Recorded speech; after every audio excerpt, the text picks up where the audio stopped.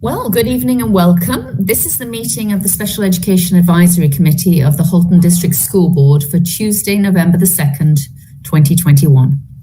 Given the need to practice social distancing due to the COVID-19 pandemic, we're holding this meeting remotely through a video conference.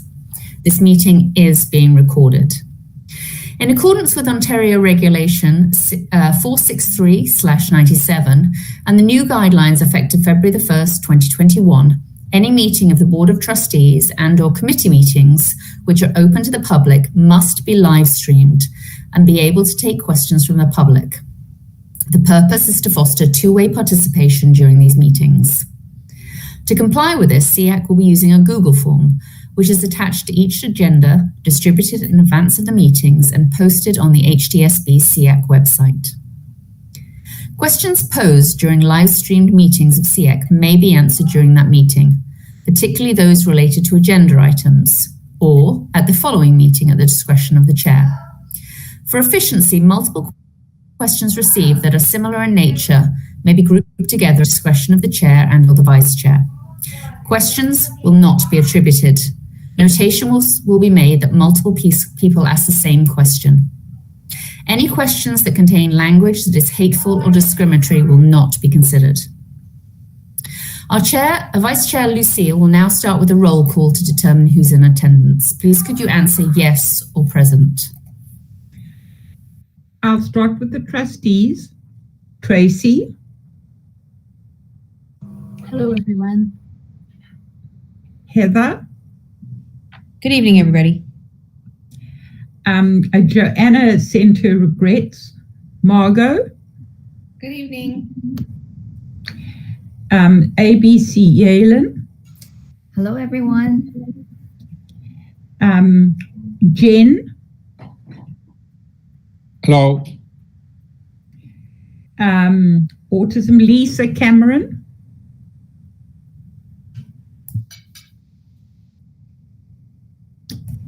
Candice Kim. Good evening. Melissa Dockeray. Sarah Lansley. Good evening. Hi. Sophia Siddiqui. Rebecca Huron. Present. Alison, and I've heard that Diane is going to be joining a little later. Okay, yeah. I'm present, Alison. And I'm present already, Lucille. Oh, good. Aaron Sproul. Present. James. Here, sorry, I thought you called me earlier. Diane Miller.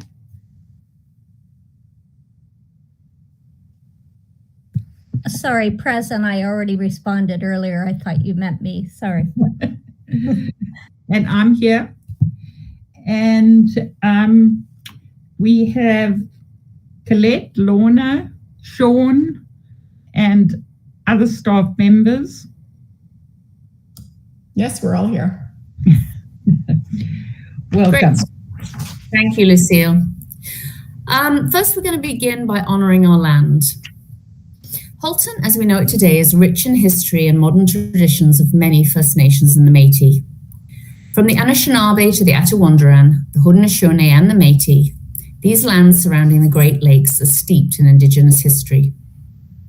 As we gather today on these treaty lands, we have the responsibility to honour and respect the four directions, land, waters, plants, animals, ancestors that walk before us, and all the wonderful elements of creation that exist. We would like to acknowledge and thank the Mississaugas of the Credit First Nation for sharing their traditional territory with us. And as this is Indigenous Peoples Awareness Month and Treaty Awareness Week, I'd like to hand it over now to Superintendent Ruddock to share a reflection.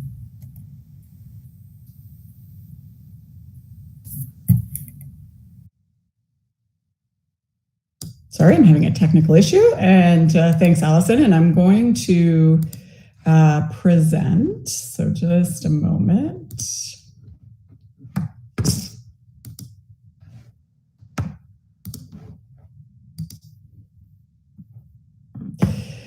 So in Indigenous Peoples Awareness Month, and this being Treaty Awareness Week, I want to take a moment to speak to the reason why we speak about Indigenous rights is separate from equity or equity-seeking groups. As you can see from this slide here, Indigenous rights have inherent rights, and those existed prior to colonization and continue to exist today. So some examples include self-governance, judicial, educational, customary practices, language, culture, etc. And that these rights are embedded in our Constitution and then also stated in the UN Declaration of the Rights of Indigenous Peoples. And so when we speak about Indigenous education or Indigenous rights, it's separate from equity and inclusion, where we're talking about groups that are equity seeking or equity deserving. However, of course, human rights encompasses everyone. And it's for this reason that Indigenous rights are also embedded in our multi-year plan in two different areas, equity and inclusion and Indigenous education and awareness are embedded in two different areas of our multi-year plan. They stand separately, but of course they are interwoven in terms of the learning, in terms of our work towards human rights, as well as the department that oversees this work, which would be our Indigenous Education and Equity Department.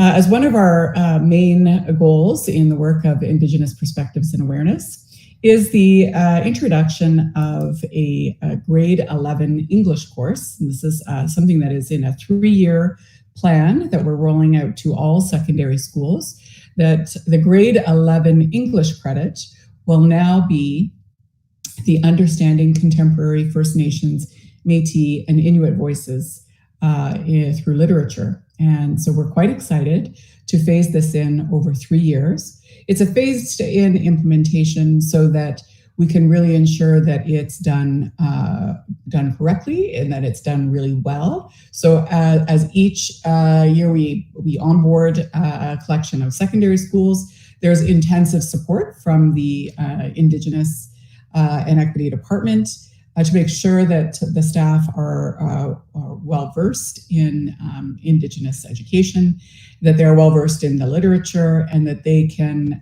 deliver the curriculum in a way that will be highly effective and, of course, to do no further harm. So that's one thing that's embedded in our multi-year plan to further our work around Indigenous perspectives and awareness. And I apologize, I have a door knock here, so just going to let Melissa in. And so I'd like to open up the opportunity if anyone else would like to share a reflection around the Indigenous Peoples Awareness Month or Treaties Awareness Week, or a reflection on our land acknowledgement. I'd like to open that up to anyone who'd like to share.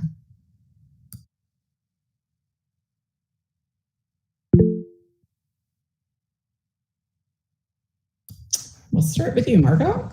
All right, I didn't want you to have no sharing, so I will share.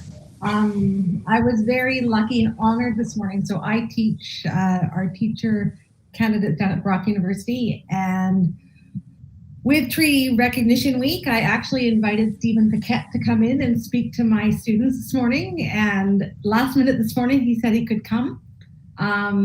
It was really great to have him there, and the one message he gave to my students was that when he goes into classrooms, he really challenges people to think about things differently.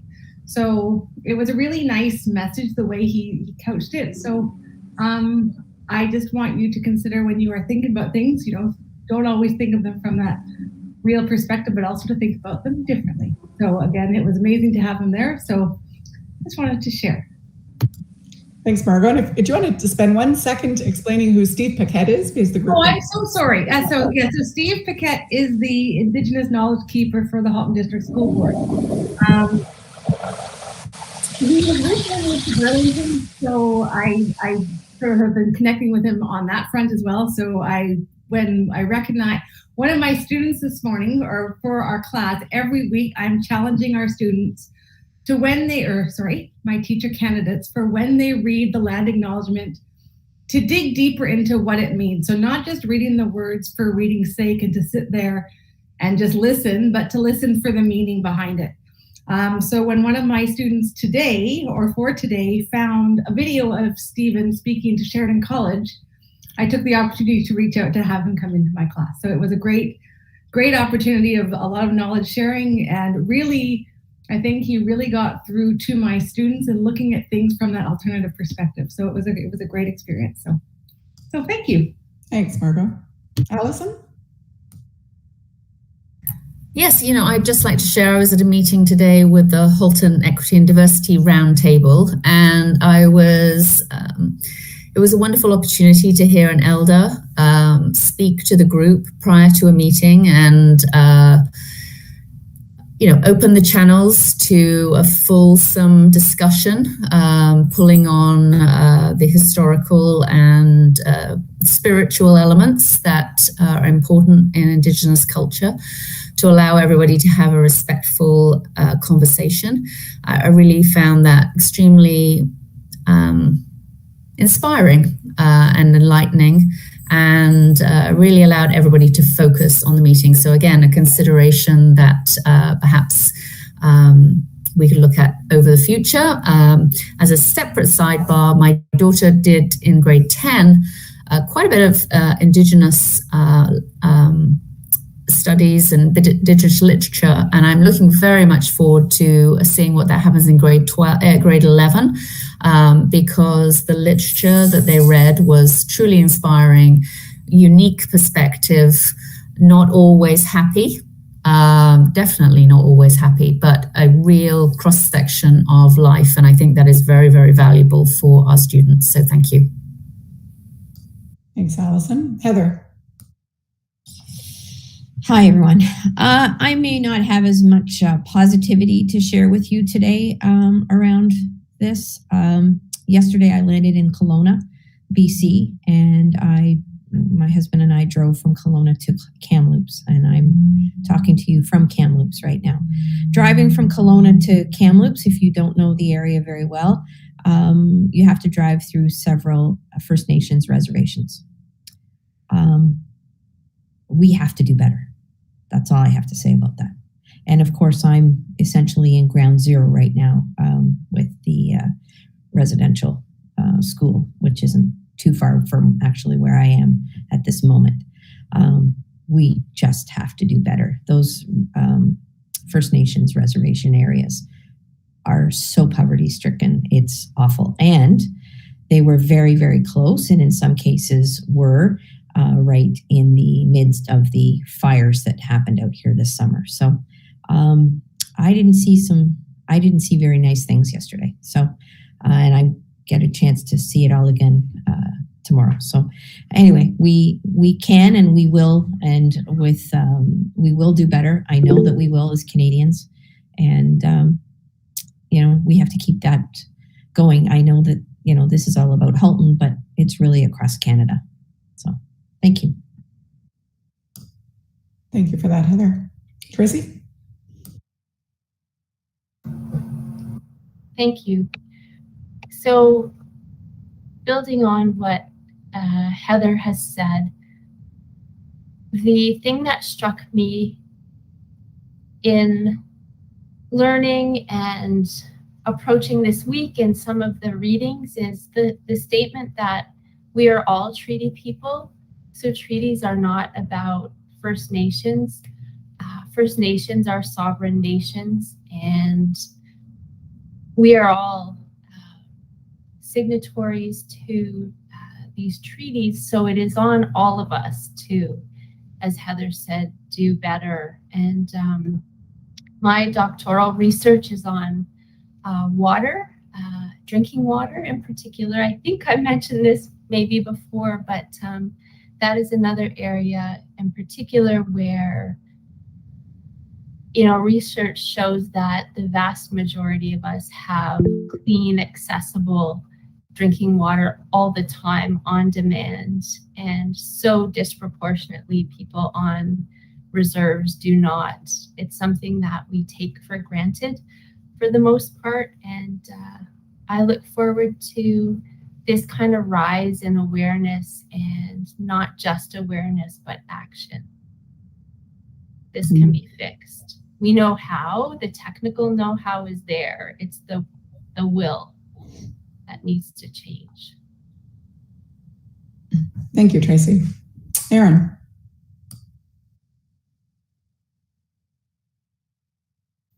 Hi, good evening, everyone. I just wanted to, thank everyone for their comments, but also to follow up a little bit on what Heather said in terms of we can and must do better in Canada. And I've been pretty vocal myself in writing to our elected representatives to tell them that we need to do better.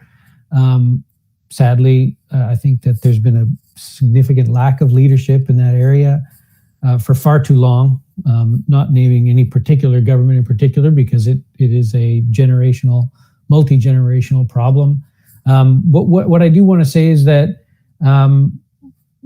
you as educators, or those of you that are educators, have a unique ability to, I think, supersede that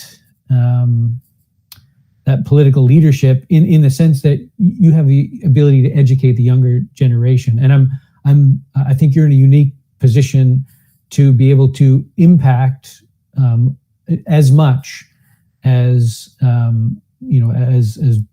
as politics can. And I want to say that what's the right word? I'm impressed, or I'm happy to see that there's so much more light being shone on these issues nowadays, and that I just hope that we can continue pushing that forward and educating the next generation on the gross injustices that have been faced by Canada's Indigenous people. And so thank you for all of you that have had a part in that so far, and I encourage you to keep pressing that forward, because I'm embarrassed to say that I didn't even know what residential schools were. I wasn't taught about that in high school, but that's changing. So keep it up. Thank you, Aaron. Rebecca. Hi, sorry, we had a scheduling fail this afternoon in my household, so I'm at a hockey arena. But I just actually want to piggyback on that. So I was going to comment about my daughter's doing announcements at her school this year, this for the month of November, and her responsibility was to do the land acknowledgments.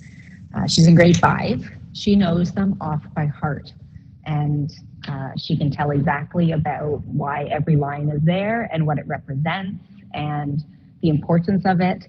And the schools are doing a great job. The Halton land acknowledgement is quite lengthy compared to what other school boards say. It's impressive. It covers a lot. It's not perfect, but it's definitely a step in the right direction. And I think the schools are certainly doing a huge benefit to this issue, to the communities. We have a lot to go, but it's a great start. And for a grade 5 student to be able to dictate all 5 or 6 of those lines by heart in front of an audience, just, I think, to me, speaks volumes for that. So well done. Thank you for that, Rebecca. And to hear Aaron say, and I'm like him, didn't hear or learn about residential schools until my postgraduate learning, and to hear now that in grade 5, a student can speak to the treaties in the Halton region is a good step in the right direction. So thank you very much.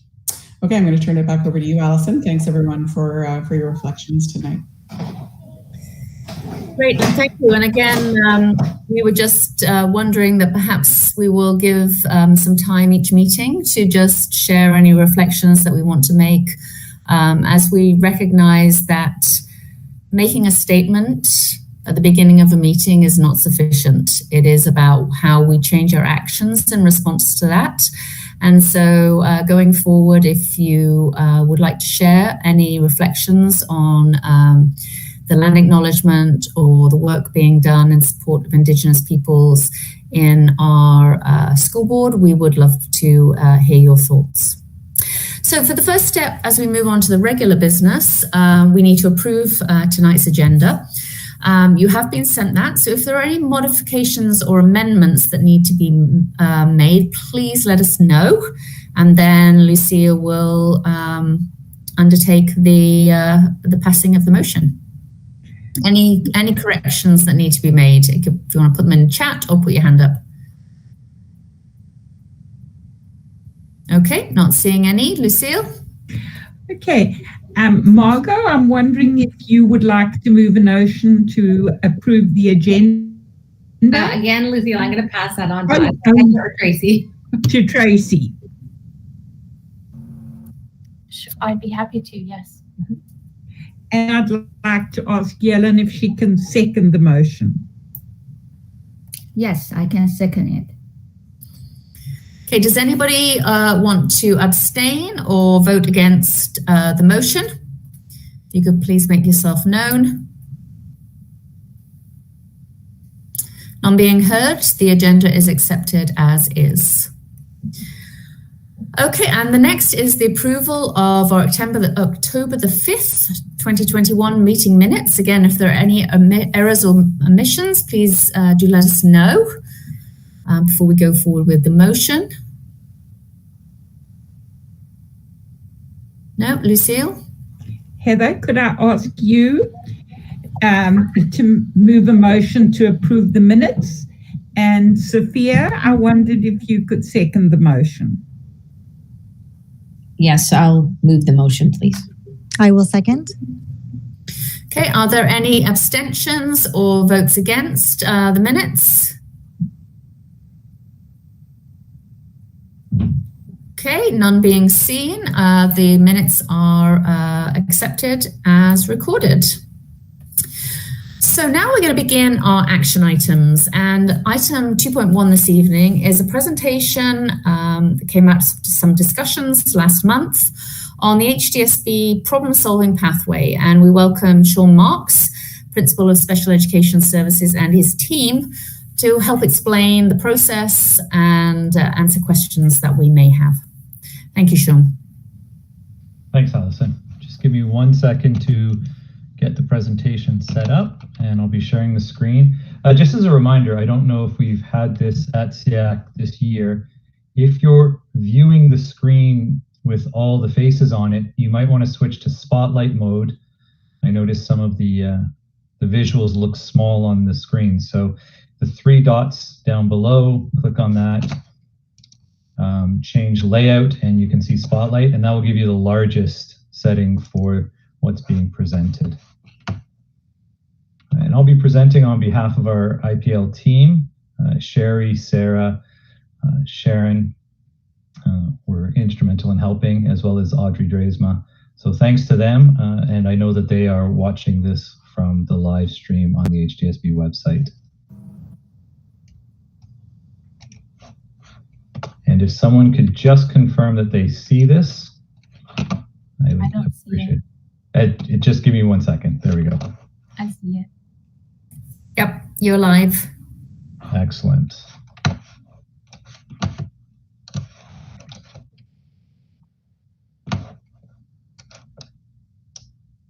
Thanks, Yaelin. I will provide a PDF copy of this as well after the meeting. So, and I'm trying it at different presentation modes, so forgive me if we go awry. I'll switch back and we'll do it differently. But thanks for the opportunity to present the problem-solving pathway that we use in Halton. All boards have some form of problem-solving pathway, and depending on the resources they have available, It could look differently, but we all follow relatively the same model. Terms may be different from board to board. So if you have experience in other boards, you might hear things that are unique to Halton, but it's a terminology difference, not necessarily a process difference. So moving along, hopefully, yeah, I see that it changed. Excellent. So I'm going to break the presentation down into 3 areas. And for those who like to know the beginning and end of things for their own mental health, there are 25 slides. So don't worry if you think we're going to be 100 slides in. You can count along and know that we're getting close to the end. And at the end, there'll be an opportunity for questions. But of course, if you have questions along the way, if you raise your hand, that would help. I won't be able to see the notes to see what the questions are if you type them in. So the 3 areas I'd like to talk about, one is the context of why we even have the problem-solving pathway. 2 is more the process and administration of the problem-solving pathway. And then finally, how it really looks and the practicality and some of the things that are unique to Halton. So first, the context and the background. It really starts with PPM 11. And this is where we receive our directive saying that the early identification of children's learning needs are mandatory and that boards must have in place the procedures to identify each child's level of development. I'm not going to read each slide, but I'll go through them. Basically, what this is designed to mandate for boards is that we are obligated to continually observe students and provide pathways for intervention and supports and present those like we do here at Seac and in our SPED plan. In addition to that, you can see some of the specific language that's used in the policy and the PPM 11. So, and because it's small, I might just highlight some of these for you. First is that language development is a major component for early identification. And we know this in our primary grades, particularly in kindergarten, which is why there was a lot of emphasis put on early language development. And we continue to develop that. We continue to grow our understanding and our intervention practices to support students in language. And we've spoken to some of those already at Seac over the past 2 years. And I'm sure there will be more to speak on in future Seac sessions. The second bullet I also want to highlight is a really important one, and that's teachers in consultation with parents. And you're going to hear that throughout the presentation, that this really is a collaborative process where parents and educators are working together to help support students, and in the parents' case, their children, and deal with issues that arise or interventions that need to be implemented to help students succeed. So it's directly written into the PPM that we work together to strive to know each child as soon and as thoroughly as possible in order to provide learning opportunities that will help each child. Where necessary, other professionals may assist in this process. And those could be other professionals within our board, but also professionals outside of the board, providing input and information. And it's a sharing of this information and understanding of the student as a whole from both perspectives, the home and the school perspective, that helps with the problem solving. Other points to highlight: a variety of strategies should be used, continuous assessment, so it's not a one-stop or a one moment in time practice, but something that we do continuously and we revisit, and that information is derived from assessment and should be treated as tentative and temporary, meaning when we get information about a student, we take that information and we act on it. But that information isn't stagnant, and then that dictates the student's entire educational career pathway. But that we're continuously revisiting the assessments and seeing what changes have occurred depending on what interventions have taken place. And then teachers can identify some children with special needs who require further assessment, and we can consult with others as well for that piece. So those are some of the key points from the PPM 11. I'm going to see if it moves to the next one. Then from that, we add into our SPED plan, and every board has their own SPED plan. We've taken some of that, and we believe in Halton, and it's stated right in our statement of the SPED plan, that every student deserves early identification to address special needs, and it's essential to student success. The board, we use a range of effective practices And we start from the time the student is registered to attend school. So anytime from junior kindergarten all the way up through to 21 years old in some cases. They're part of our continuous assessment and our program planning. And it's, as I've said, and I'm going to continue to say, it's a collaborative piece between the educators and the parents. Some of the intervention strategies that we use they're in place to support the students through a tiered approach, and I'll be speaking to that later on, but we use a three-tier system, tier 1, tier 2, tier 3. And just as an overview, tier 1 would be what we consider good practice for all students. Tier 2 would be for groups and clustering, and then tier 3 would be those students who require specific individualized intervention. So that's why we use the tiered approach in supporting all our students. And it's systematic and it's based on evidence and observations. The nature, intensity, and duration of the interventions are always determined through the frequent and systematic monitoring. And then at the bottom, if you can read it, it says that the principles of universal design for learning and differentiated instruction will be used along with the tiered approach. So I believe we've spoken at Seac before about universal design for learning and about differentiation. But those are going to be, certainly in our primary grades and our early years, the starting point for the problem-solving pathway when we start to notice needs.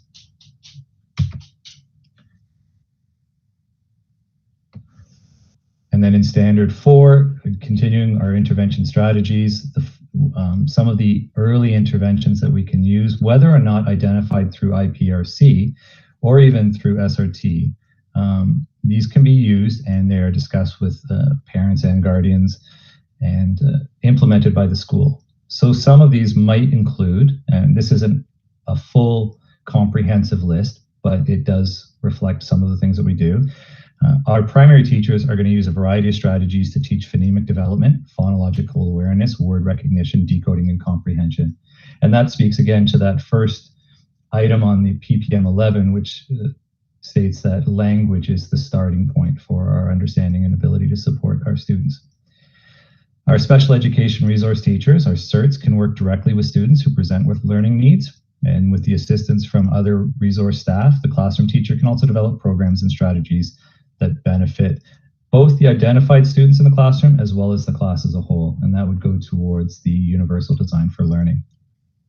Program differentiation and classroom accommodations are developed for students as required, and sometimes those don't necessarily have to be on IEPs, they're just good teaching practice, and all our teachers receive professional development in these kinds of strategies and practices around differentiation. We spend a lot of time working with teachers and within the system to look at different strategies that can meet the needs of all students while also reinforcing the supports for specific groups, profiles, or even individual students. And then in addition, we have our PSSP, our professional student services, so our CYCs, our speech language pathologists, our psych staff. They can consult with our teachers to provide strategies for individual students. But those will happen with parental consent. So that gives you kind of just the basic overview of our problem-solving pathway in the context of where it's coming from. We've got PPM 11, we've got our SPED plan. Now, how this actually works and some of the layout. Many of you have seen this. This is the graphic for our problem-solving pathway. It's in the SPED plan. Schools have this. We refer to it when we go in and support schools. And it starts with, as you can see right underneath the problem-solving pathway graphic, if you can read it, ongoing communication with parent. That's at the top of the list. Again, I'm going to keep reinforcing this is collaborative. Now, when we talked about earlier, when I mentioned earlier about the assessments based on observations and data collection. So as soon as a student becomes a part of our board and is registered and is seen in our schools, we immediately begin observing, gathering information about the students. Teachers are trained in doing this right from kindergarten all the way through. And we're not just speaking about report cards and waiting for those points in the year where we provide specific assessments, but we're doing mini assessments all the way through. So teachers are going through, having conversations, they're receiving feedback from the students, They're looking at work that's being completed, and they have a general understanding of what would be considered the typical developmental stages for the students that they're teaching, and they're keeping an eye out for things that may be something to be considered. We're also listening to parent feedback and what's being shared. We have the meetings once a year with the progress reports, but also there are parent can have communication with a teacher at any time or with any educator in the classroom. We have also our standardized assessments, such as our Seac, which we just completed, EQAO in the years where we've had them. We have reading assessments. We use the BAS, the benchmark assessment system, in our junior grades, junior intermediate grades, PM benchmarks as well. We have key math, things like a WIFIS or a psych ed, speech language therapy reports, occupational reports, and then info from home community agencies. These are all measures we can use or information we can use to provide feedback to the teacher, to share with parents, to get an understanding again of the student's profile and how they're progressing through. So then we enter into the problem-solving pathway. And the problem-solving pathway can be entered into through a couple of different avenues. One is if the teacher or an educator observes a need, something where a student seems to be requiring additional support or where things are just not happening as we would expect given all the other parameters in place. But it also is wanted and it's open to parent feedback, because sometimes what we see is in the school, a child can be demonstrating one way, but we hear at home that the child is presenting a different way. So if the problem's at home, or if the parents have concern about some of the things that are happening at home is impacting the student's learning, that can certainly be brought to the school for consideration. And it's encouraged. This is part of that collaboration. It's not just if we see it in school. We want to have the conversation. And then the first piece of that problem-solving pathway, once that concern is initiated and we want to have a conversation about it, we have what's called school team. And school team happens, and I'm going to move on to the next slide. This is an informal meeting where the educators and the administration and the CERTs can get together. The concern is presented, and it's a conversation around how can we problem solve. Based on the degree of the need or the degree of the concern, this is the point where we can start to suggest universal design strategies or differentiation.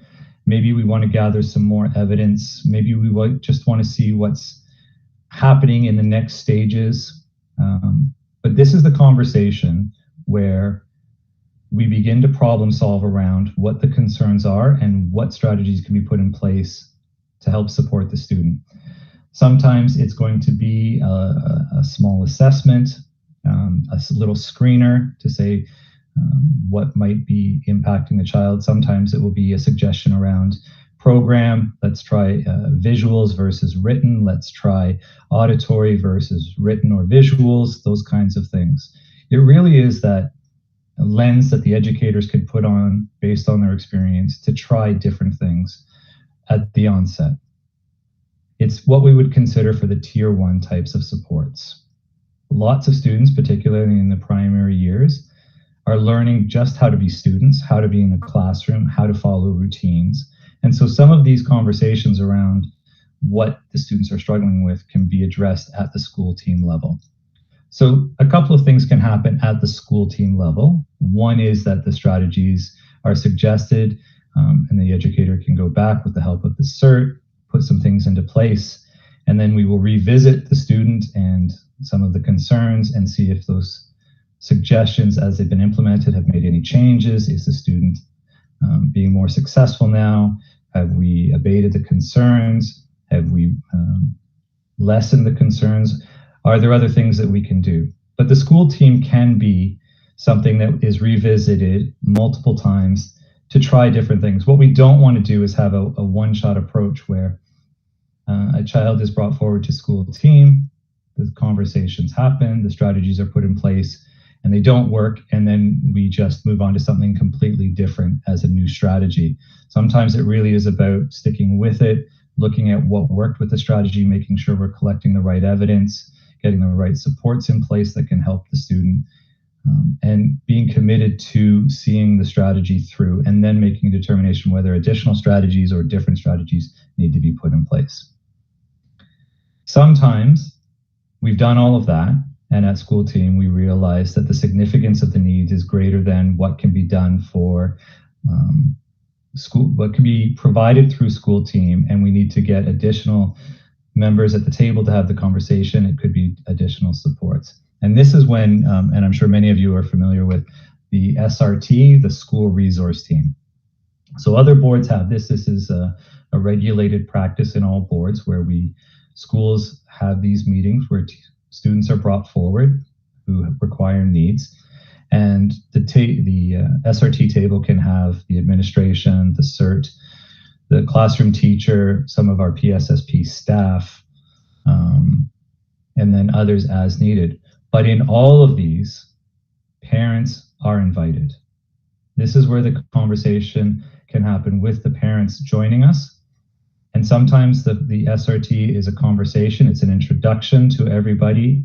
And sometimes it's the second time we've come back to SRT, or because of things that have happened, we already are familiar with each other, and so we're moving forward a little bit more in depth.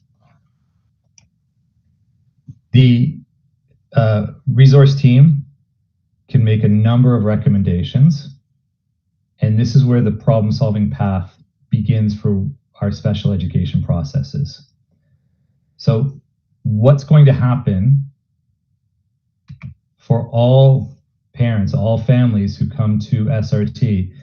Now, it could happen before this, but definitely at that first meeting is going to be families receiving the Working Together Special Education Procedures document. We share this with Seac, but this really is the starting point for entry into the special education process. Of course, we can share this with parents prior to it when we're still problem solving earlier on. This is available on our board website under Parents Special Education Services, along with the SPED plan. So it's public access, and everything about how we work together in special education is there. So then in the SRT, this is where the action plans can be put into place, where we've gone through school team, we've tried the differentiation, we've tried some of the universal design, implemented some strategies, and we want to have a little bit more targeted supports. This could be where, and is most likely where, the IEP is going to be implemented. It's going to be created and discussed.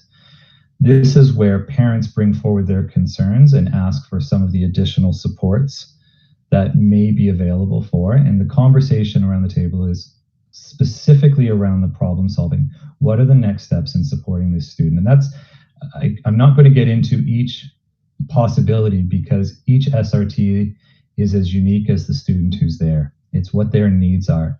But it comes from the parents, the guardians, the school seeing a need to support a student who is struggling in some way. And so in our problem-solving pathway, we think and have conversations around what are the best next steps based on all the experience around the table. So the IEP could be put in place. We could be requesting some speech and language support, some occupational therapy, physical therapy. There could be a number of different things that are put in place. We could ask the CERTs or our psych staff to conduct a WIFIS in order to help understand the student profile. It may be that we've identified the problem and we've identified some of our gaps in understanding the student profile. And so we want to go back and have some observations. We want to have some specific recommendations around what we're looking for. And like the school team, this can be revisited, but we want to have some action plans when we leave the SRT. In addition to all of those supports, pardon me, we could also at that point recommend going to our IPRC, Identification Placement Resource Committee. And I'll get to that later on. But there's a multitude of things that we can do at SRT. What I want to stress is that this really is the conversation, and I encourage all parents to come to the table when we have SRTs. it's a chance to have that problem-solving conversation, to share information sometimes that you see at home that we don't see at school, and so that everybody has a whole picture or a better picture of the student's profile and how they are learning in both environments. I'm sure, as some of you know, it looks very different in one environment as compared to the other.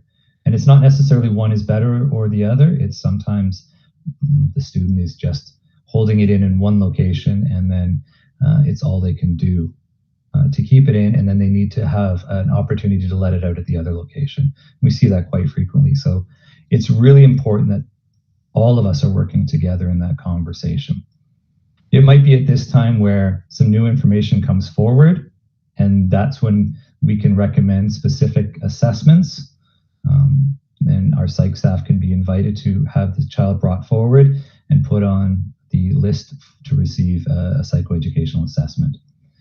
And when that's done, then we would come back to SRT if parents are in agreement to share the results and understand again with this new information what the best results or best options are for the student moving forward.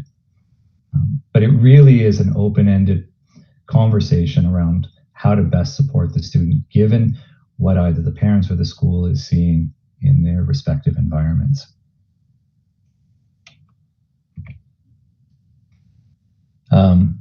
Once the SRT is completed and the action plans are put in place, instructional program leaders from special education services can support the school in implementing things, behavior plans, safety plans, anything from the recommendations from a psych assessment or a speech and language assessment, looking at some of the external assessments that parents bring forward.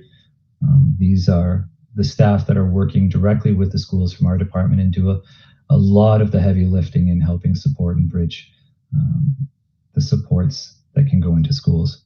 We also have our manager of professional services. They can go in and have conversations in supporting the school and accessing resources. Then you can see our behavior analysts, our multidisciplinary team. And this is where we can also consider self-contained classes and take a look at what meets the needs of the student and what best supports them, what environment we feel they might learn best in and demonstrate their best learning styles. We can also look at outside considerations and what some of the recommendations might be there. Again, it's the conversation and the sharing of information. This is just a graph, again, showing some of the tiered support that we use. And sometimes in SRT, we find that what we want to do for the one student is supportive and good for all the students. And so we can recommend those things. So, we have tier 1, the universal programming, and that should impact statistically around 80% of our students, if not more. Then our tier 2, and what's interesting is through SRT, I didn't mention it, but it bears mentioning, is it's also where we can access SIA devices, so assistive technology. And nowadays, if you walk into a school and a classroom, you'll notice that a lot of students have technology in their hands, assistive technology as well, which is fantastic. When I first started many, many years ago, it was thought that having technology would center students out, and therefore there was some resistance. But given the prevalence of technology now, that seems to be less and less the case, and more of our students who need this support are accessing it. So really a tier 2 type of intervention now, though it's individualized, it's not as unique in a classroom setting as it once was. And then we have our tier 3 intensive individual instruction, which is really for the individual, and this is where the SRT and sometimes the IPRC can come into play.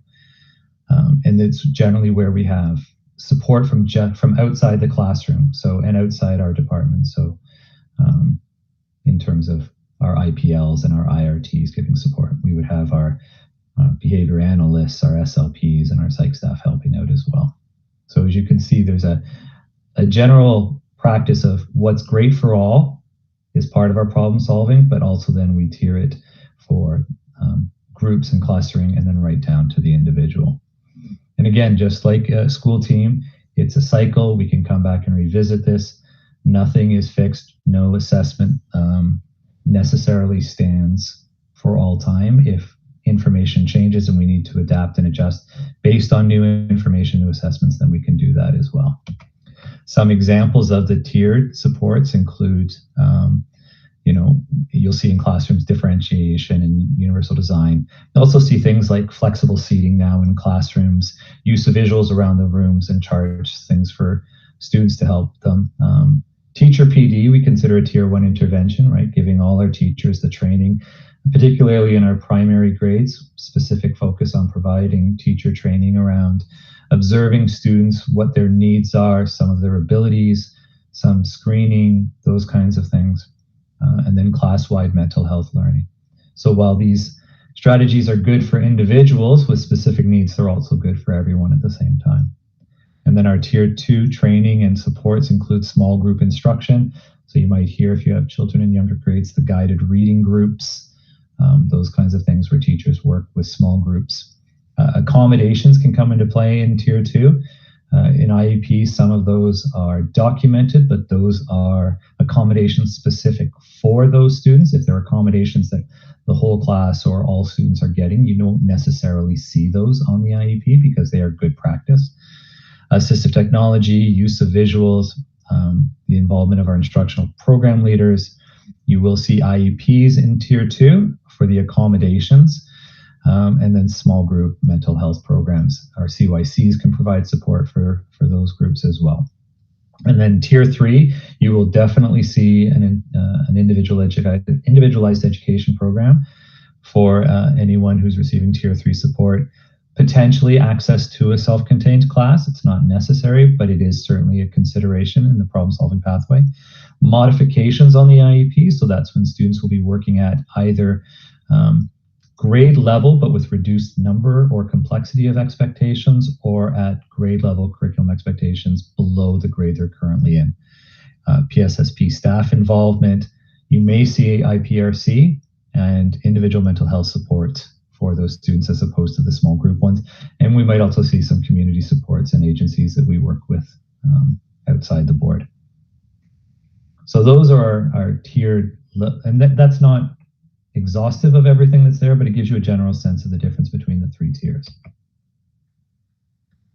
Then, as part of the problem solving, once SRT, if we need to go to IPRC, and I think we've spoken many times about the IPRC process here at Seac, but IPRC can be a referral by the school. It will be referred to by the principal after an SRT. It can also be requested by a parent. So both pathways, again, working in collaboration. If a parent wishes to bring their child forward to IPRC, there is a process in the SPED plan for that, and we can have the parent present their request. At IPRC, we're looking for either an identification or a placement or both. And I say that, let me qualify that. The placement can change from resource support through to a self-contained class. So there's always a placement, but sometimes we think of placement as being self-contained. It's not necessarily that. So we're looking for an identification based on the 5 exceptionalities as outlined by the government. The ministry has those and they are in the regulations. And then the placement of resource support through to self-contained classroom. And those can be full-time or with partial integration depending on the self-contained class. And you can see that the members are the chair, the superintendent designate, an IPRC member, and then the school that's presenting. And there we might have PSSP staff present information. Again, trying to give a whole picture of the student to understand what the needs are and how IPRC can best support that. But really, IPRC is just identification and placement. That's its role. Now, that's our department and what we do in the problem-solving pathway, but we are not alone in supporting students or supporting the problem-solving pathway in Halton. So we work closely actually with 4 other areas in supporting student needs. We work with school programs, the new department that emerged last year, student well-being, student health and safety, and we work very closely with facilities too. Sometimes the problem-solving pathway, the solutions come from working with facilities to provide better facilities within the school to help support students. And this could be anywhere from putting a ramp in, changing lighting, lighting switches, things like that, door openings. We work very closely. There are a lot of things we can do, helping us build sensory rooms to help students, depending on what the needs are. And we have a good working relationship with them and have helped problem solve for students. Student health and safety, obviously we work with them for medical and nursing support, sometimes for exclusions, which are required to give us an opportunity to get things in place to ensure the safety of the student returning, and then occupational therapy and physical therapy support as well. School programs provides a lot of support. They, particularly with our Tier 1 interventions, providing PD for teachers, we can work collaboratively with them if there's a need or we recognize support being required for giving staff some specific supports or some specific PD. We work with them on the alternative curriculum. Their portfolio includes the Ontario curriculum, so there is an overlap there in how we support with alternative curriculum. Of course, this also impacts at the secondary level. I'm not just talking about elementary. And English language learners coming into our system. Also, we work with them closely. Sometimes there's multiple concerns being brought forward, and so we all need to work together. And then student well-being. If there are students who have mental health issues, we work with them to support their part of the problem-solving pathway as well. Social worker interventions and CYC support. So again, all of these can be discussed at SRT, and working with the parents in the school to find out what strategies or what needs need to be met in order to support the students. The other piece to this too is that the problem-solving pathway really can be entered into at any point, and the graphic here shows a circle, and the intent there is because you can enter it at any point and come back to it. So as I said with school team, it might be that you visit it multiple times before you move on to SRT. You might be at SRT multiple times before you move on to IPRC. And even at IPRC, you can revisit that if the information changes. It's again going back to the observations, the assessments, the new information coming from both the educators and from home to help us understand what the needs are, what's not working, and how we can best support the students. And again, I've reiterated here what was stated back in PPM 11, that the information we get from assessments can't be treated as tentative or temporary. It's not appropriate to use the data to predict the long-term achievements of the student. It's meant to give us how are we supporting the student now and help inform the pathway, but not to limit opportunities in the future. And the little graphic there on the side is the real challenge we have as educators, and we have as parents as well, and that is finding the balance between the time and then the intervention strategy. How long do you wait before you move to the next strategy? How long until you remove the strategy?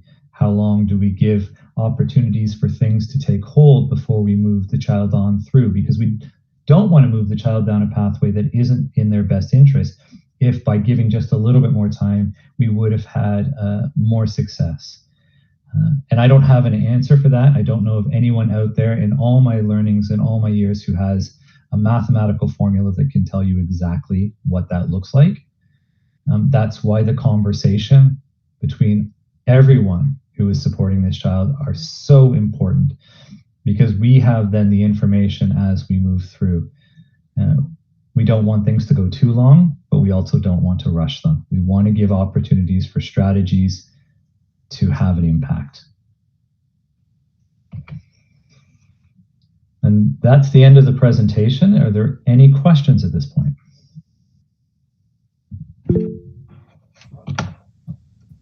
Allison. Yes, so the request, well, I've got a couple of questions. First of all, are there any restraints in terms of, how old a child is before we say, okay, this pathway is no longer really appropriate. So say if we have a student in grade 11 or 12 that we suddenly think might have a learning disability, are there still the same options open to them as if they were identified potentially in grade 3? I knew I was going to get hard questions tonight. So, the answer is both yes and no. If I can if I can take the spirit of what you're asking. Yeah. So obviously, and I'm going to say the obvious just as the example. Obviously, a grade 4 LD class is not an option for a grade 12 who gets, right? So there are going to be ones where I'm going to say that option is closed by virtue of the grade level, those kinds of things. But where it's the support, so the issue here is there's a student presenting with an issue, whatever that's going to be for a student with an LD, because they can come in different forms. Yep. Whatever those are, the supports that we can put in place are still going to be the same, regardless of the age they can come in with. We are going to have the conversation. We're going to have the school team, the SRT. What kinds of things can we find out about the student? What kinds of supports can we put in place? But if we're looking for an LD class for a grade 12, or even a self-contained class for a grade 12 student who's going to be graduating, no. But let's say it's up until this point, and I should back up because unless the child is new to our board in grade 12, I would like to believe, and I do believe, we would have a sense that there's conversation, that something is needed for this child prior to that, unless something significant has changed. Right. So if you said we've got a child and we think assistive technology would really help them in their grade 12 year because of these assessments, then that would still be open to them. Right. Okay. All right. Great. And then just to follow up, and I don't want to take people's time, but this whole premise of this conversation today came around from Joanna's comments last meeting about how are students with ADHD supported in our system. And, again, I'm looking up the categories, and there is no specific category. Did I just lose Allison? I think she X'd out by accident. Okay. Maybe we'll go on to Rebecca and then we'll go back to Allison. Thank you.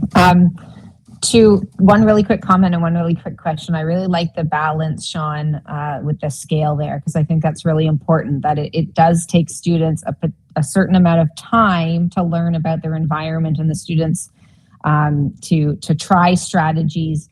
But I really liked how we talk a lot about this in our association, Halton Down Syndrome Association, about giving students the time before we say, oh, they need to go into a contained or a life skills program. And I think that's a really important key element for Halton board to remember that, we need that balance of time and intervention and strategies before we kind of veer off into a certain path. So thank you for noting that. The other question I just wanted to clarify, and it was my understanding, and you did mention it, but an SRT, a school resource team meeting, parents are welcome and parents should be encouraged to come. I encourage parents to come. Yes, not only should be invited, they must be invited. Okay, so yes. So feedback from the families in Halton Down syndrome is that they are not being invited to those, and some are actually being told, almost being made to feel that they are unwelcome to attend those meetings. So I just wanted to put that out there, just to, if we could reiterate. And I know obviously the meetings, we're trying to tell families the meetings aren't in person anymore, they're virtual, and it's not about the in-person versus virtual. They're actually being felt, made to feel unwelcome to attend those meetings. Thank you for that. That's good information to take back. I know right now several IPLs are listening and watching Seac, and they're taking notes. They do the CERT learning sessions, and we do those monthly. And so we take some of these key informations and the points you give us at Seac, and we address it with the CERTs in every school. So thank you for that. That's not how it should be happening, and it's not our expectation. Parents must be informed SRT is happening, and we encourage parents to be involved. Thank you. Thanks. And if I could tack on to that, and this would really be for any member of Seac, by all means, Sean and I enjoy connecting with parents. So if a parent reaches out to you to express frustration around process that's happening at the school level, please connect us to them, and then we can support the parent and quite possibly and likely support the school as well to ensure that we're all working together. So please, by all means, connect us to the parents when they reach out to you. Allison, we'll go back to you. Sorry, we lost you there. My apologies, I pressed the wrong button. Okay, so yes, my question, we've had this, was brought to us by Joanna last month about the question of ADHD and how are students with ADHD really supported in our system. And obviously we represent many of those students in the Learning Disabilities Association. So with a student with ADHD, if they were to come to an, I know every student is different, but if they were to come to an IPRC or they would come to a CERT meeting, an SRT meeting, what kind of pathway would they follow? I know some boards are adamant they're going down the behavior route. I know that ministry says that there is more flexibility in that. It could be a learning disability. It could be behavioral. It could be a number of different things. How does the Halton District School Board provide support for students with ADHD?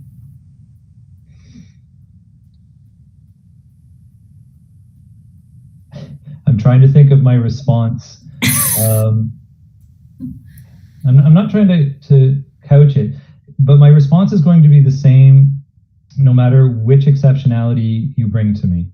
We're going to take a look at the information, the data. What are the needs that you're really asking for? What's the concern being brought forward to the table, either from the teachers, from the parents? And ADHD manifests in different ways depending on the student. It can manifest in behavior for a variety of reasons. Sometimes there are other things that are impacting it as well. There's dual diagnoses kinds of things. We know that ADHD also falls under the LD in some cases. So it's what is the concern that's being brought forward, and that's what generates the pathway. If the pathway if the concern is around behavior and the student meets the criteria for behavior classroom, and in Halton, it's not ADHD. There may be students in BRCs that have ADHD, but there are many students in our regular classrooms who have ADHD. There are students in our LD classes that have ADHD. So the pathway is based on what the need of the student is. It's not that the student has this and therefore we channel them through a different way.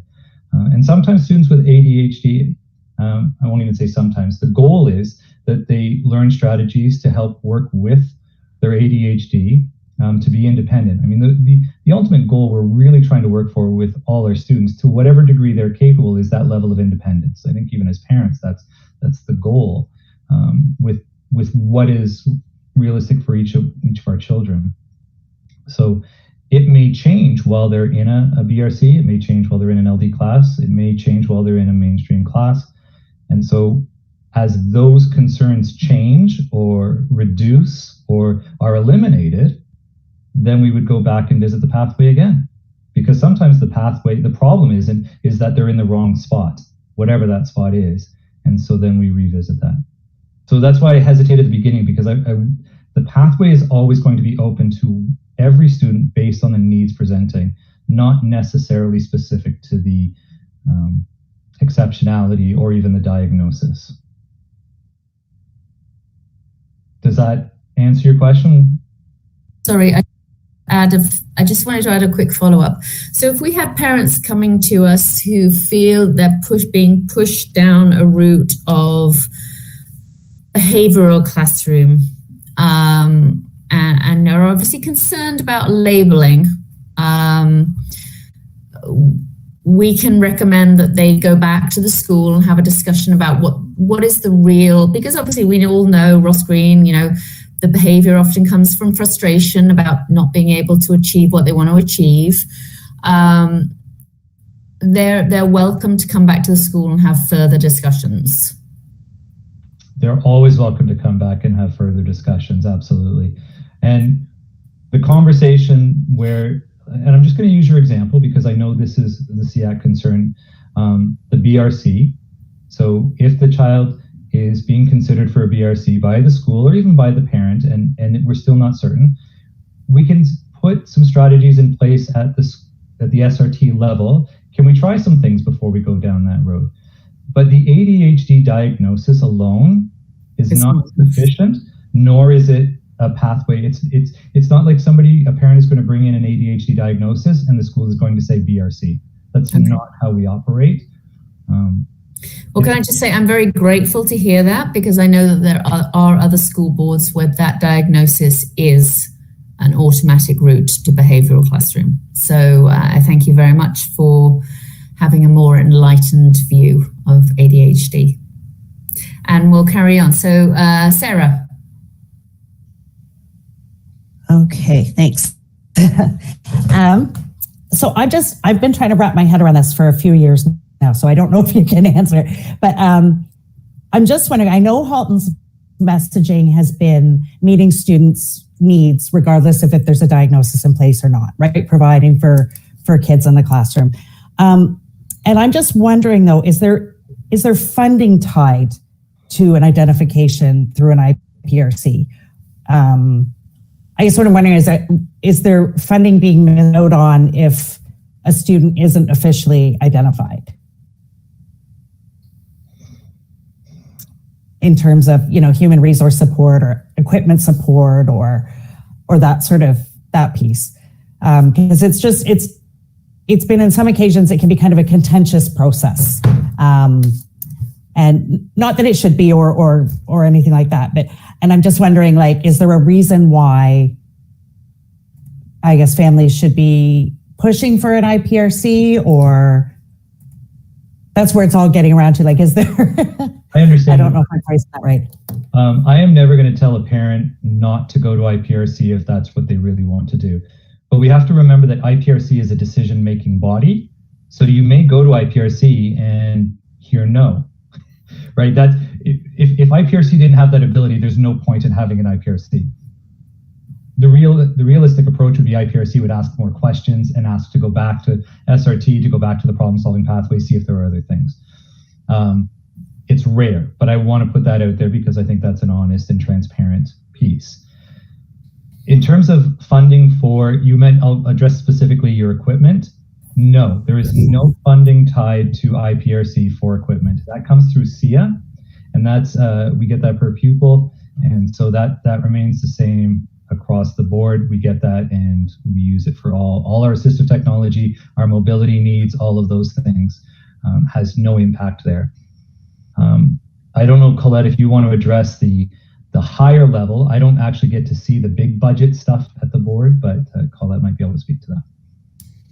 Well, Sarah, I echo your confusion around the budget pieces and how we're funded, because it's incredibly confusing and incredibly complex. And so I will give you a very simple answer, and certainly any greater detail in terms of a response, we would want to bring our superintendent of finance in, Roxana, because she is the expert. But the simple answer is no, that the funding is not tied to an identification, that the funding around special education grants, where it may once have been many years ago tied to an identification, and therefore we wanted to identify kids to ensure that that funding came through in the special education grant. It's no longer funded in that same way, and I think this is why we see across the province and all boards a growing number of what we call the unidentified students. Because if we're not going for a self-contained placement, there's no longer that driving force, that real need to go for an identification to remain in a resource support classroom. There's still there's still value in it in terms of parents feeling like their child will be recognized at every step through the process. And as Sean has said, if a parent wanted an identification and met criteria, we would never refuse that IPRC for the identification purpose. But it's no longer a driving force for the school board to identify kids to receive funding. Where we do get some funding is around the self-contained classes. So if a student is in a self-contained class that's funded at a ratio of 6-to-1 or 8-to-1, of course, there's more funding tied to that, to staffing that class, than a primary classroom at 20-to-1, for example. But our general special education funding grant isn't tied to the identification process. Okay, thank you both for that. I think, yeah, some of it's just there's been from different boards and different people, right? There's all kinds of different messages that can happen. And I think so some of that may be tied to the sort of the older model where the funding was tied to the identification. Yeah, so thank you both. That helps actually. So I appreciate that. Thank you. Yarlene. Hi, Sean, and thanks for the, very informative presentation. And so I do have a question, and today I just came across the superintendent report from last November.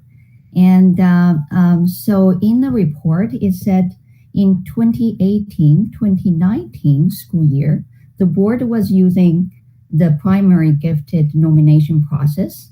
So where 158 students were recommended and with 59 and were identified gifted. But in 2019-2020, the board switched to the problem solving pathway. So only 9 students were identified or were recommended, and the 1 was identified. So my question is, what has changed between those two processes? Well, the obvious piece is that we're looking at the needs of the student being the replacement or the alternative to the nomination process. So rather than going to the classrooms and pulling out students and looking for the issues, we're actually waiting to have those conversations with the educators and with the parents to say, what is the issue? Mm-hmm. So going back to Allison's question earlier around LD, ADHD, what is our pathway? And I said that this is something that we do for all exceptionalities. It's when the concern is broad. So right now, I mean, as you said, it's 2018-19 versus 2020, so we're still collecting the information, but it would suggest that the concerns aren't coming forward. Okay. That being said, we're still having conversations around that. We're doing specific training. The other piece too is at that time when we had the conversation with ABC, we were also implementing greater strategies in the classroom for our primary teachers for supporting students with all their early learning needs. And so the teachers are now more equipped than they were in 2018 and 19 for supporting students, specifically those who were higher achievers. Obviously, I can't say gifted is the identification, but our higher achievers or our higher learning students. The teachers have been given some specific training around that, and that's ongoing. So that may be impacting how those students are doing in those classrooms, and the needs are being met for that group. But again, we have some of that information that we're still collecting. And I don't know if Colette wants to add some more into that. Yeah, and I think one of the key differences between the original nomination process and the problem-solving pathway, which still has a nomination process in it, but the nomination process is born out of a different reason. So, when it was, every school was to put forward 10 names of students who they thought were highly able. And that criteria didn't connect to any kind of challenge within the classroom where the students' learning needs were not being met.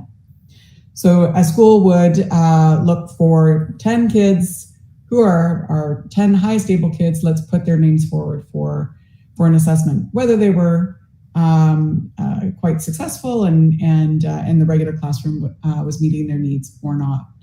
In the problem-solving model, it's looking at the needs of the student, and the student is nominated based on the current learning environment. The current strategies in that learning environment are not meeting their needs. So really, rather than going and looking for highly able students, we're now looking for students where the regular classroom is not meeting their needs and nominating those students to go forward for additional problem solving and a possible assessment. So essentially the nomination process is there, but what we're looking for is different. We're not necessarily looking only for highly able. We're looking for kids who are struggling within the regular classroom environment and need some additional supports and understanding their profile deeper in order to serve their needs better. I agree with you, Colette. I think you're, the problems solving pathway is looking at different, kind of students to support. However, the feedback from our parents population and, many parents don't say their children are highly able, but they encounter challenges and when they're in school. So which, the parents will tell stories that my son just average and don't have, not an early reader, don't even write, but have extensive vocabulary.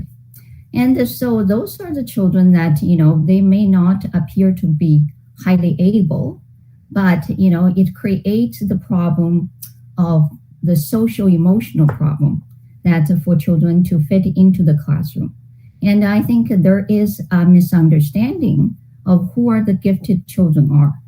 And I think, from the nomination process, that switching to the problem solving pathway, and what changed is that the parents the onus has been put on parents to self-identify the challenges and then to advocate for their children in order to find the support. So I think, this is something that we have heard over and from our parents. And so I just want to share that here at the meeting.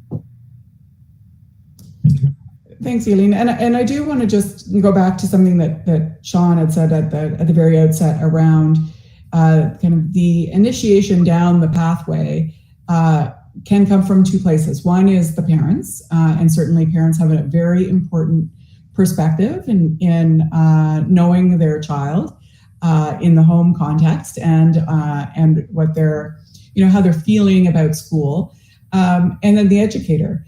And so really it is both of those people or either of those people who can initiate the process to go down the problem solving pathway.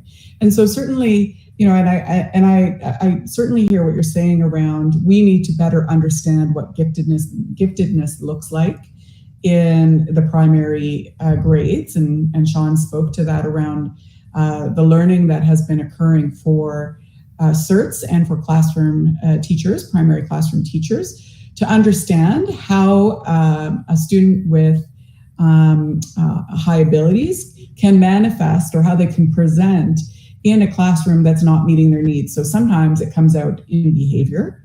And once we kind of dig into the learning profile, we realize that the behavior is as a result of them not being challenged enough, they're bored, they're not being stretched.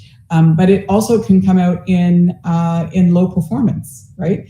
And so it's really building the capacity of the school team to know that it doesn't always look like the high performers, which is what the last nomination process really was all about. It was only looking at those high performers. It really didn't look at the kids with behavior. It didn't look at the kids who were performing at an average level below what they should be performing at, because it only focused on the high achievers and really left behind the kids who were struggling within a regular classroom environment. Those kids would have never been nominated because it didn't translate into the checklist of what the nomination process really had us focus on. So I just want to make sure that and I appreciate that what we say is our process isn't always how it manifests or plays out in a school, and that's the work of our department to hear the feedback that will drive some of the learning for CERTs, for administrators, for classroom teachers. But ultimately, our goal is to meet the needs of each individual student. And so it's through this problem-solving forum that a student can be brought forward, discussed, problem solve, try strategies, get an assessment, seek a self-contained placement based on results of an assessment. So all of that can still occur, but it's based on the presenting need rather than a very reduced criteria and a very narrow focus of what a profile looks like. So has the board considered that, instead of, not using the teacher nomination as a process, as you said, children that, facing challenges, and they may not be gifted. They could have other challenges. They could even, have challenges, with learning and, with learning disability or any of others. But, as a screening, and because early identification and intervention is, such a focus in our special education plan. And so, so this process that instead of, having the parents to initiate and to self-identify the challenges, then approach the school and then start the whole process of problem-solving pathway. And would the board be better that to train the teachers also nominate, not just focusing on children who are high achievers or who are capable or highly, capable, but focusing, identifying those children that who may be flagged. And then, going through this process, with both teacher nomination process as well as the parents. And I think, with this, and we can, properly, put the assessment that is necessary, that, to support and to identify and to support. Just some thoughts. Yeah, and that absolutely is our process. And I think if we were to kind of survey schools around who is typically the first person to initiate a discussion around the problem-solving pathway, I would say probably most times it is the teacher that says, I'm seeing something in a classroom, and they reach out to the parent to say, I'm seeing this. Do you see this at home? Do you think we could go to our school resource team to talk about this a little further? So absolutely, Eileen, it is really important that it can come from two sources. It can come from parents, but it can absolutely and probably more frequently comes from the educator who's spending time with that student in the classroom and sees from the school side what challenges are presenting. So most definitely. Great, thank you. Erin.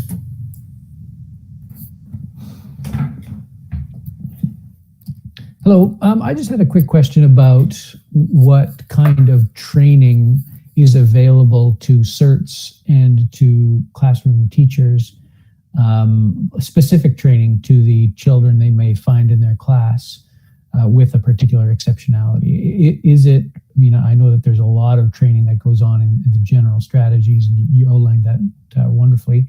But, if you, found yourself with a child who was deaf or hard of hearing or with Down syndrome, is there training or funding available for training for educators to access specific to those exceptionalities to help them understand the challenges and what strategies work best for them, that sort of thing? Yes. Simple answer, yes. There is all sorts of training that we do. So I could go through each exceptionality. Deaf, hard of hearing, and blind, low vision, we actually have specialized IRT, instructional resource teachers, that go into the schools, work side by side with the teachers as well as with the student, giving support, giving strategies. So those specifically we have. In terms of other exceptionalities, we have our CERTs are trained regularly. They go to PD almost on a monthly basis. Of course, COVID has impacted that to some degree, and I don't want to keep using that as a piece because we are starting to move more into it now. But we do exceptionality training. We have had specific training on ADHD, Downs, well, again, the whole litany of the exceptionalities, particularly if we see there's a need out there for our CERTs, and then our IPLs are trained and they can go in. Our IPLs have expertise in certain areas and they can go in and provide support. So even though they might have specific schools that they support, if the need is in a school that's not theirs, they work with one another and they'll go in and support and give specific training to the teachers. We also do generalized training across the system. We do training around assistive technology, although with the young teachers that we have coming into our board, that seems less and less necessary. But the training that we do, and it's ongoing, many teachers will take courses over the summer or during the year, some of which is funded by the ministry, some of which is funded through their own organizations, and some is just their own interest, and they get specialized training in ASD, the ministry provides specific funding to support the training of teachers. And I can get you the numbers for those, but the training is in the hundreds in our board easily on a regular basis. And those are the ones we know of. And Down syndrome, we do specific training. Yes, thank you for that. And we actually are increasing some of the specific training around that. And we also do specific training around what I would consider tangent kind of needs for students. So sometimes it's not specific to the exceptionality, but it's something that we know will directly impact a specific exceptionality. So for example, our structured reading supports students with an LD, obviously, but we're also looking at supporting other students where reading is something that is necessary, or at least something we're considering to see how it's impacting supporting those students. And again, that may include students with Down syndrome. So the answer is yes, but the bigger answer would take a whole other evening to go through everything we do. It is probably the second largest thing we do in special education services is PD around that, and connecting teachers with the training that's also available outside our board. Okay, thanks, Mark. And if I could just add to that, that I think, as Sean has described, it is one of the most important aspects of our department is the job-embedded learning that our team takes to schools, works alongside the school team, works alongside the family to really train and support the school team on supporting that individual student, because we know that students for autism, for example, can present very differently. Their needs can look very differently, and therefore the learning for that student can also be very different. So that job-embedded learning that's led by our whole department when a student is in a school is really the most important work that we do. Great, thank you. And Jen? Yeah, I had a question just tied to some of the topic over and about training. And again, I mean, I come from the lens of the ABC side of things, but generally speaking, is there an opportunity to partner and kind of see and understand the training that does go on today, and where our associations, where they're applicable, that can work together to kind of enhance those resources? I heard, Colette, you had mentioned that we need to understand more about that gifted learner. And I just feel like there may be some opportunities where we can work together. We are hearing from our parents that some of the education that's being done is the opposite. They're going outside of the realms of the school. They're going and getting private testing, and then they're educating back to the school on why they want self-contained classes, or even certain things within their IEPs for children that are staying in regular stream. So I'm wondering if there's an opportunity where we can pool our resources to better that education piece for everybody. Yeah, thanks for that, Jen. And I would say absolutely. I mean, I think Allison does this piece very well and is always reaching out, asking us to, whether it's to share learning opportunities that their organization is promoting, as well as we fund and send teachers to attend their conference. And so that open discussion around what a good practice looks like. We know that the great expertise lives in the associations, and the presentation from the Downs Association was a fine example of we can really capitalize on that expertise for our system. So absolutely, Jen. Okay, thank you. So are there any more questions for Mark at this stage?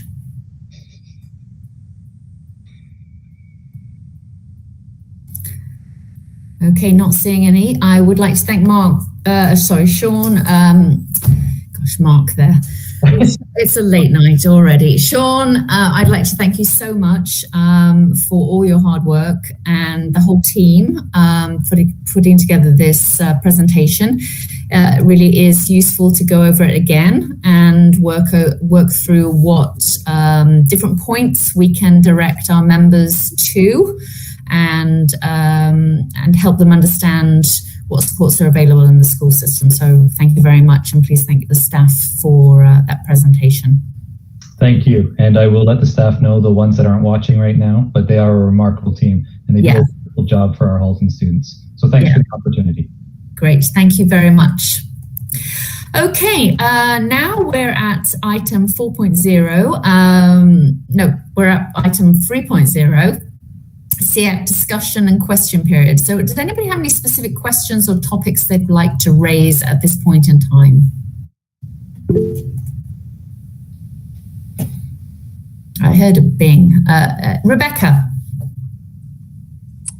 Just a question I wanted to raise this evening. Again, some members have come out forward as the new school year is starting, and about EA support in the board, and if there is a policy or a criteria on the number of EAs that would circulate through at one particular child's day. So I know for my own child, she receives 2, so 1 in the morning and 1 in the afternoon, which seems to be the standard. But we're hearing in our association that some students are seeing up in the words of 4 or 5 EAs throughout the day. And we're not just talking like transition times to cover breaks, but like every period is a different staff member. Is that typical? Is that something that needs to be dealt with at an individual school level? And Colette, as you had said earlier, I can certainly connect that family with you specifically, but I have heard it in the past from other families. And they're big schools, like we're not talking tiny schools either. So just wanted to know if the board had a kind of a baseline policy on the number of EAs a student should be receiving throughout the day.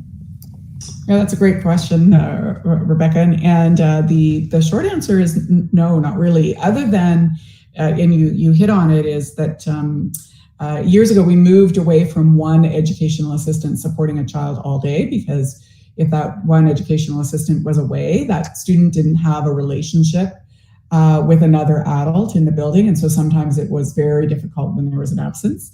And so we moved towards, if a student receives full-time support, that they would receive that support from at least 2 adults, so that there was always that kind of backup plan in the event that that someone was absent and the child didn't transition well to a supply. But really the design of the educational assistant schedule really varies from school to school, based on how many EAs they have, and therefore how much flexibility they have. But it also can vary depending on the design of the school day, the number of needs in the school, etc. So we don't have a policy per se to say this would be the maximum number of students a child would see. But we do say that students should see at least 2. That's good practice. It's not in policy. It's not a requirement, but it's what we would call to say to schools would be good practice. But again, I'm happy to chat with a parent who is struggling with that. Although I would suggest that perhaps the first conversation, if it hasn't already occurred, is with the school, really to articulate the impact, because I can appreciate for a student with special education needs that seeing many people over the course of the day could be difficult for some students. And so having that conversation with the school around the impact. But our team often, as I said to Aaron, that one of our most important roles, if not the most important role, is that job embedded learning piece. And so part of that learning with schools is looking at how they're using their resources, how they're using their educational assistants, how to effectively design a schedule that meets the needs of students. And so that's certainly something we can support a school with. Yeah, okay, great. Yeah, and I have obviously encouraged them to do that, to go back to their school. Because I agree. I think having that transition of two staff, and we've seen it, there's tough days when there's new people in the building, but also, as you say, with a student that has special education needs, having that transition 4 times a day or 5 times a day is challenging as well. So I'll connect back with them, and if we don't get any further, then we'll certainly reach out to you. Thank you. Yep. Does anybody else have any questions?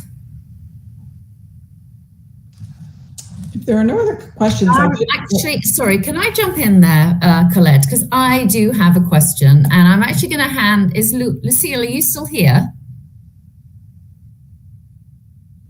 I am.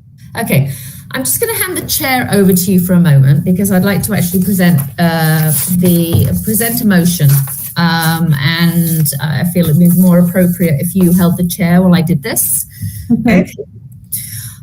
So I'd like to actually raise a concern that's been expressed to me by many parents of students with learning disabilities and ADHD, as well as doctors, pediatricians, and psychologists within our community.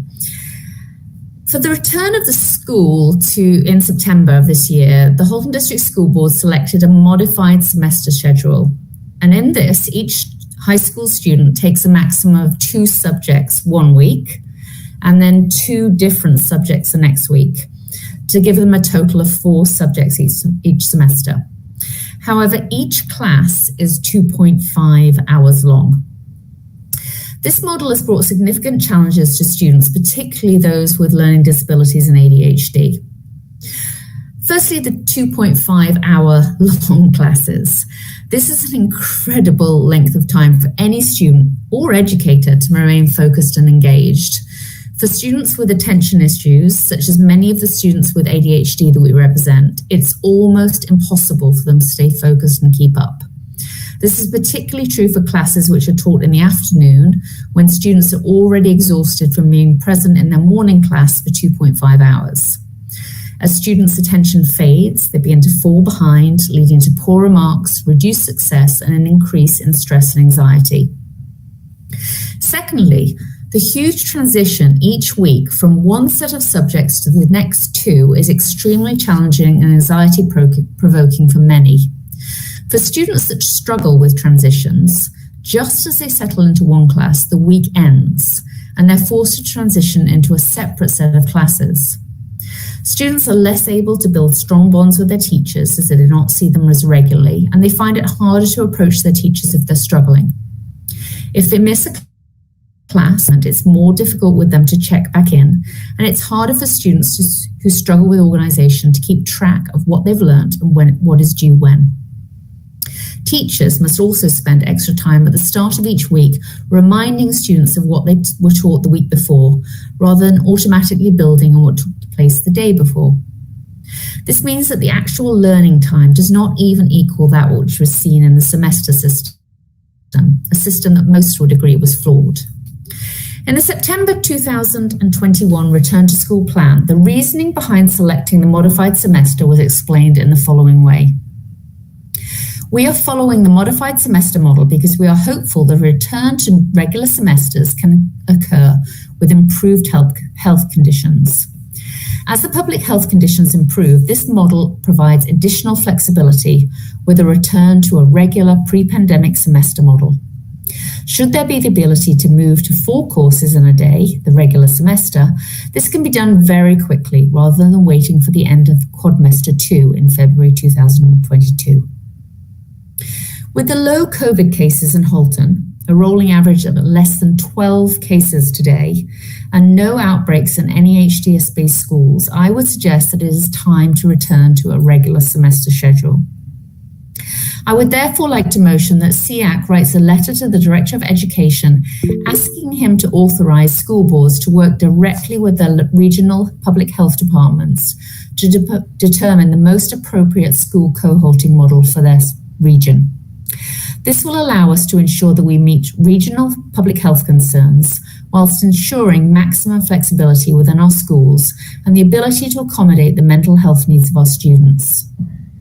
As the province has already started to move to a full reopening, it is vital that our students are allowed to learn in a way that reduces their anxiety and improves their chances of success.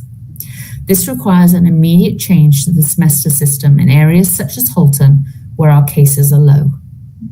As a group, I respectfully ask for your feedback on this motion. Thank you, Alison. I'd now like to hand it over to Tracy. Certainly.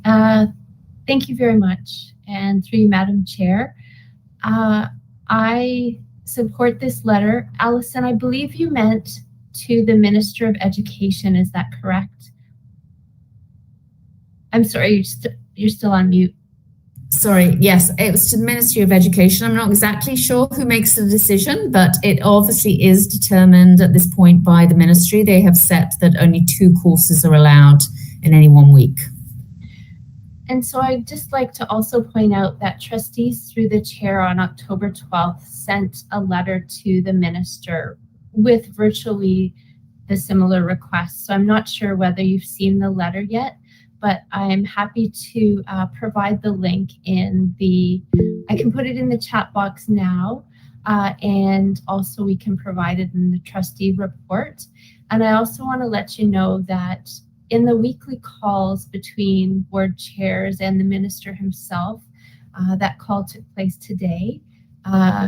Chair Grabentz has asked that question week after week, making that request. And there are discussions between the minister and the medical officer of health.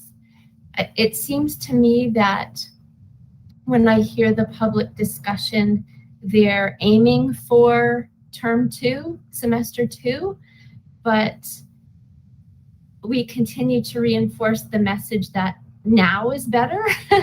and you know, we have stats that are available on our website that places like Milton in particular, the vax rates for high school, secondary students are over 95%. So in addition to and combined with the low numbers that you spoke of, and the risks associated with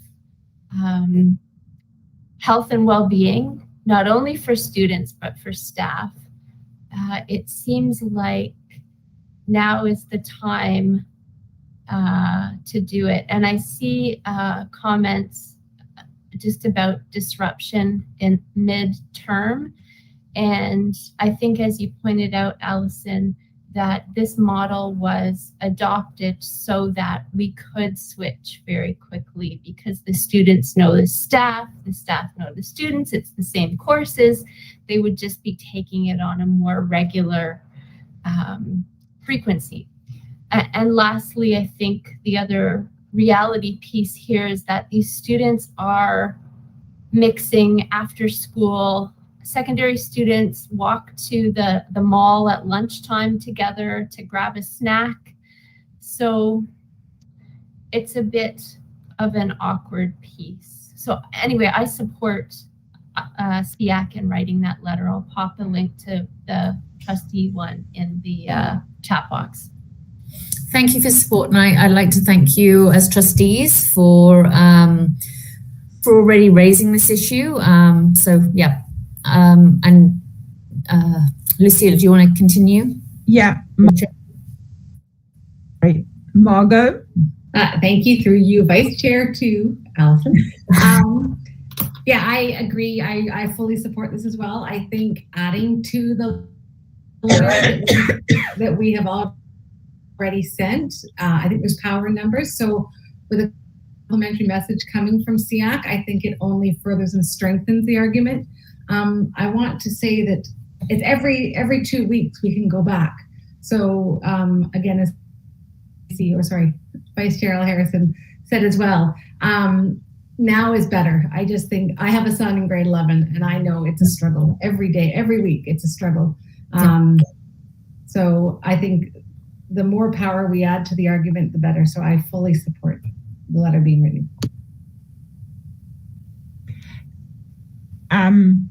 I just wanted to ask if there's anybody else that wants to say something, because there are some notes in the chat.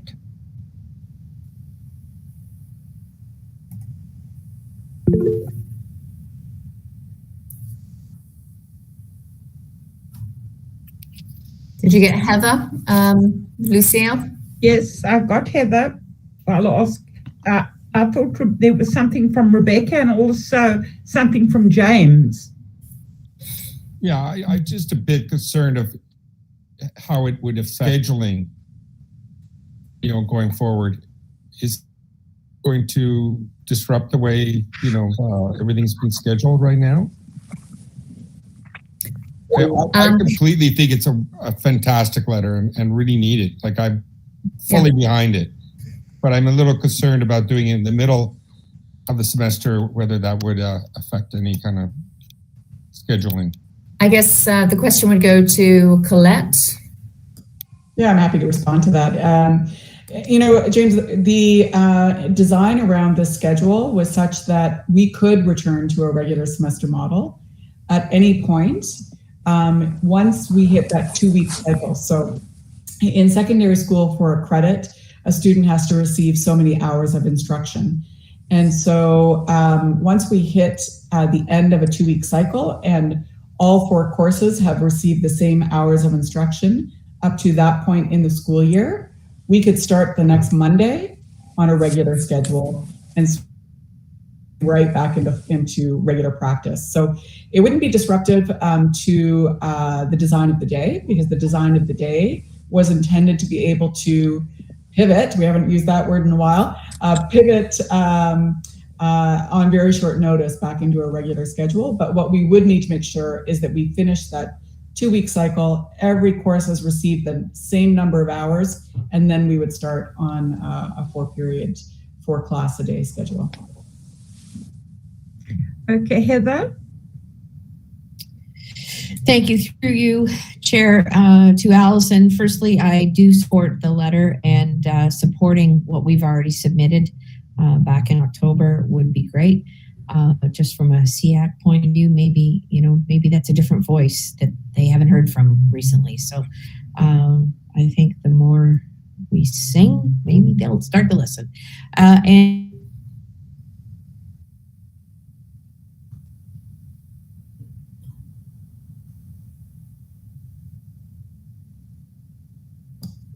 I think Heather's frozen. Sort of the end of the transition period, and should it be not a problem? Sorry, we lost you there for a moment, Heather.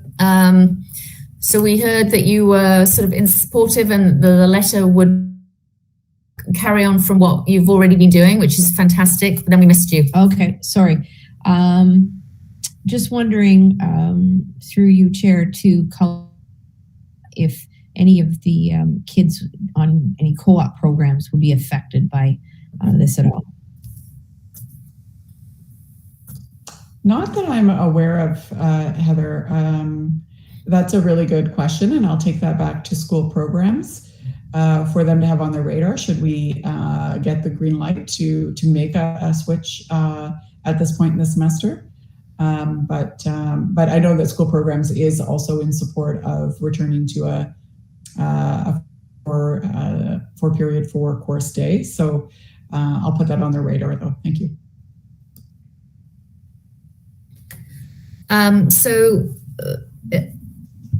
If there aren't any other questions, I would like to put forward the motion that Seac write a letter. Would anybody second it with me?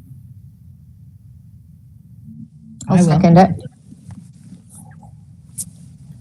So Lucille, could you hold a vote, please? Yes. Does anybody have any objections to the vote? Nope. Okay. I'm calling. Sorry. Yeah. I was just going to say, so I will draft it and I'll draft something and then I'll share that with perhaps the trustees who've already, I'd love to see I can see now that you've put something in the chat of what's already been done, and I'll share that with the trustees and also Lucille and Colette to make sure that we have a united voice and that we put forward the view of Seac that a move to semesters would be important at this time. Lorna. Who seconded? I didn't catch that. The motion. I think it was Rebecca. Rebecca Thank you. Thank you. Okay, Lucille, if you don't mind, I'll take the chair back. Go right ahead, Alison. Okay, thank you very much. Okay, so now we're at item 4.0, communications to Seac. Everybody's received Colette's superintendent report. So Colette, do you want to give us a brief overview and we can ask any questions?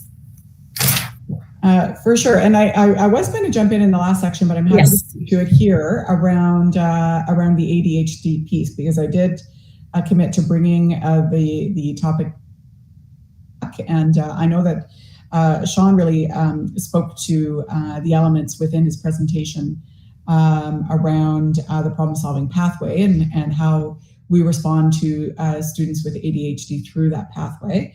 But I do want to also just touch on a couple of things. We did talk last month around, do kids with ADHD live in our BRCs? And as Allison pointed out, that appears to be the practice in some boards. And in our own board, as we looked at the profiles of our students in our behavior resource classes, many of them do have ADHD. But that's not their primary diagnosis, nor would ADHD be the sole criteria to access a BRC. That the students in our BRCs really have complex behavioral needs, often with another behavioral diagnosis, such as oppositional defiance disorder, for example, as the primary diagnosis, although the comorbidity of ADHD with those diagnoses are certainly present.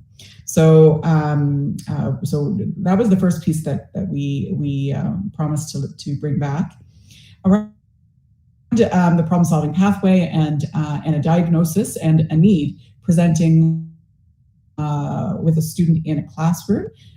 We would really follow the pathway in terms of engaging with parents in a conversation and bringing that student to school team and school resource team to discuss those needs and discuss what's appropriate as the next course of action, which is very often the implementation of an IEP, and that would absolutely be an appropriate step to support a student with ADHD. We have, which I brought last year, about 6,000 students who are in our unidentified pool of IEPs.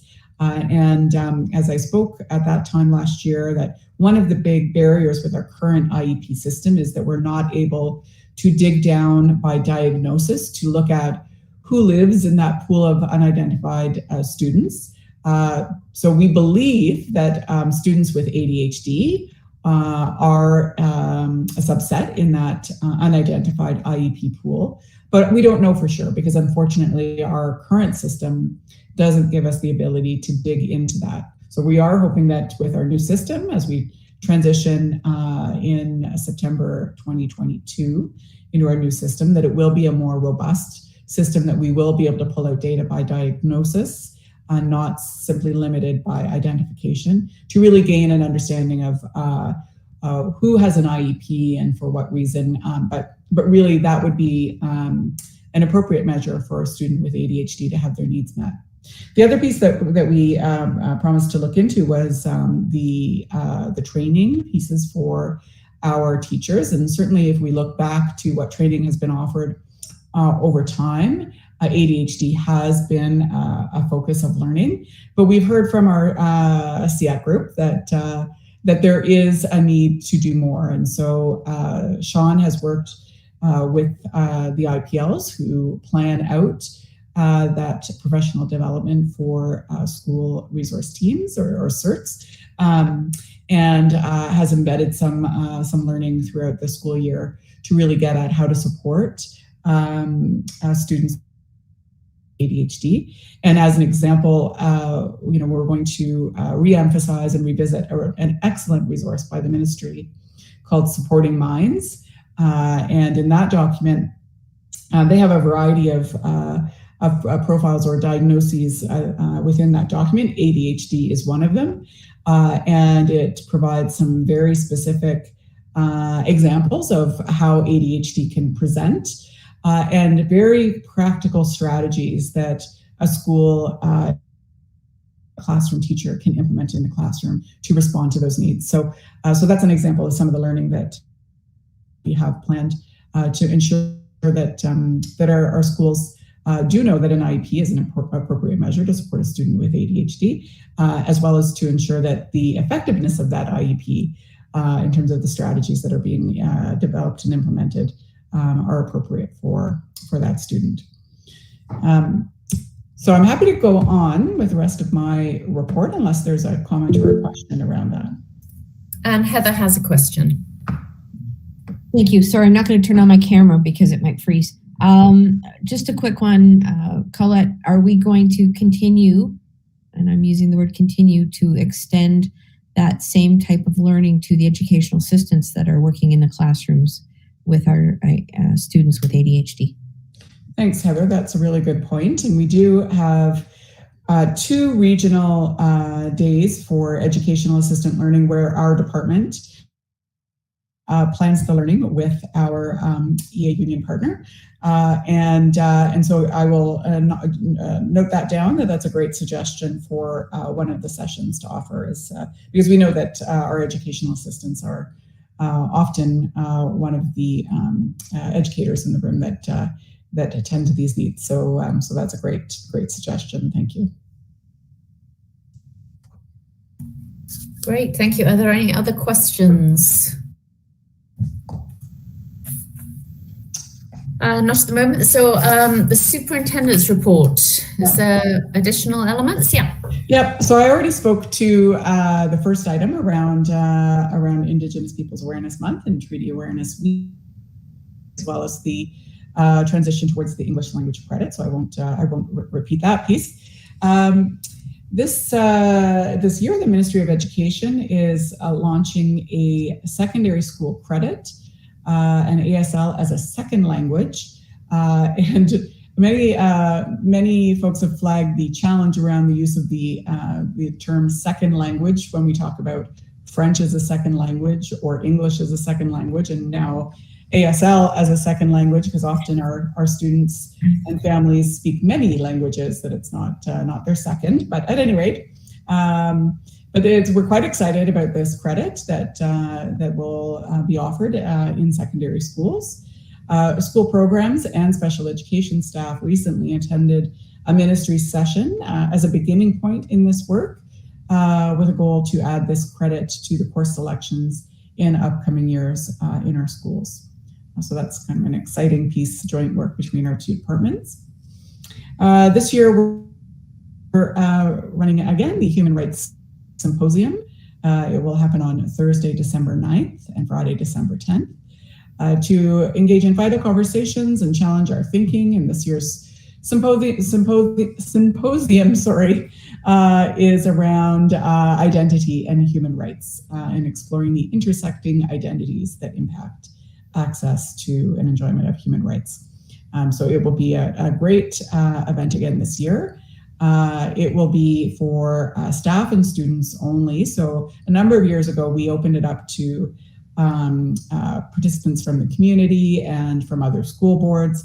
Last year, due to COVID, it ran as a completely virtual event and really got into almost every classroom, 7 through 12. And that was incredibly impactful. And so that is a model that we are continuing again this year. As mentioned last month, we were about to launch the Grade 4 Seac administration, and now that is complete. So that is the Grade 4 abilities test that also we use to screen for giftedness. Families will receive their child's results in late November. And it is through this process that families are also informed whether their child meets criteria to continue on the gifted screening process and the identification process. So all of that work will continue over the next few months. And that's it for me. Great. Does anybody have any questions? Yarlene. Class, thanks for sharing the information. And I just have a question about CCAT. And does the board have the result? And as I know probably is a bit too early as the test just completed. Yeah, I'm going to lean on Sean here. He knows the timelines better than I do, but it is too early for us to know the results. But Sean could maybe jump in to confirm when we get those results. I think the message, I'd have to go back and take a look. I think if we can get all of them dealt with right now, which we're in the process of doing, they all were returned on Friday.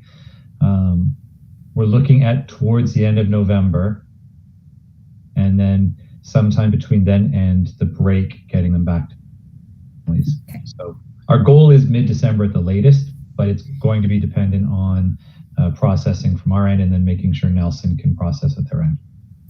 So what is the board plan in terms of the process of informing the parents about the options? And, will the board be going back to the traditional information session, and or what's the plan from the board end? So that information was shared with the parents, I believe, that their child was involved in the CCAT, and explained the timelines as well. But it will be, once the schools have the results back, going through the students who meet our criteria, and then there's 2 pathways depending on how their assessments come out.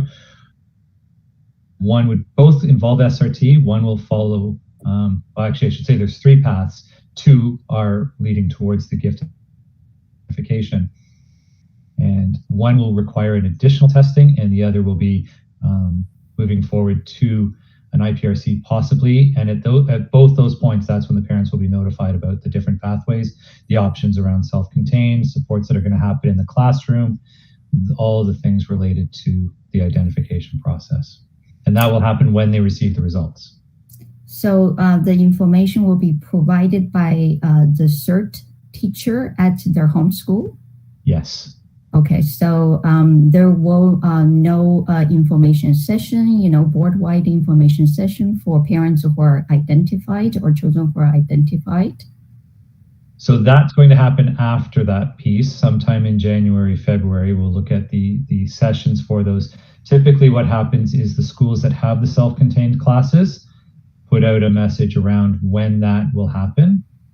Schools have the slideshows that they can share with all families prior to that about what the self-contained gifted classes look like. So there's 2 parts to your question. One is the program itself, which will come with the certs of the school sharing the slideshows. The other will be what the programs look like with the specific schools, and those schools will run those. So the parents will attend those sessions once they make a decision to attend the self-contained program. But, before the parents make a decision whether they will remain at their home school or they go to the self-contained program, and what is the process there to inform them about the options? Sorry, no. The first part is they get it with the assessment. They get access to the slideshow that explains what the self-contained program is for their consideration moving forward. If they then choose to go through to the self-contained, then they'll be contacted by the schools that have the self-contained for any follow-up open houses or information sessions. Okay, thank you. Thanks. So, Yelena, I know this was something that was raised in the minority report. So, just so there's an assurance that parents are given the information around the details of how a self-contained placement works and the benefits, the pros and the cons, etc. All of that is given once they know that they've met criteria for gifted, but before they have to make a decision around the placement. So they are given that information so that they can make an informed decision around the placement. Okay, thank you.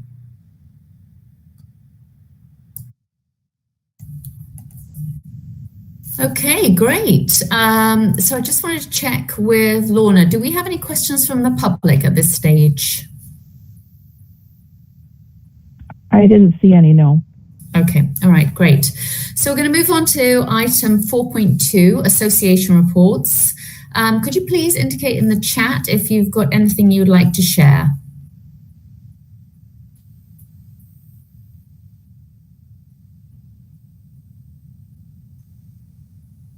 Okay, as the Learning Disabilities Association, as usual, I have something to share.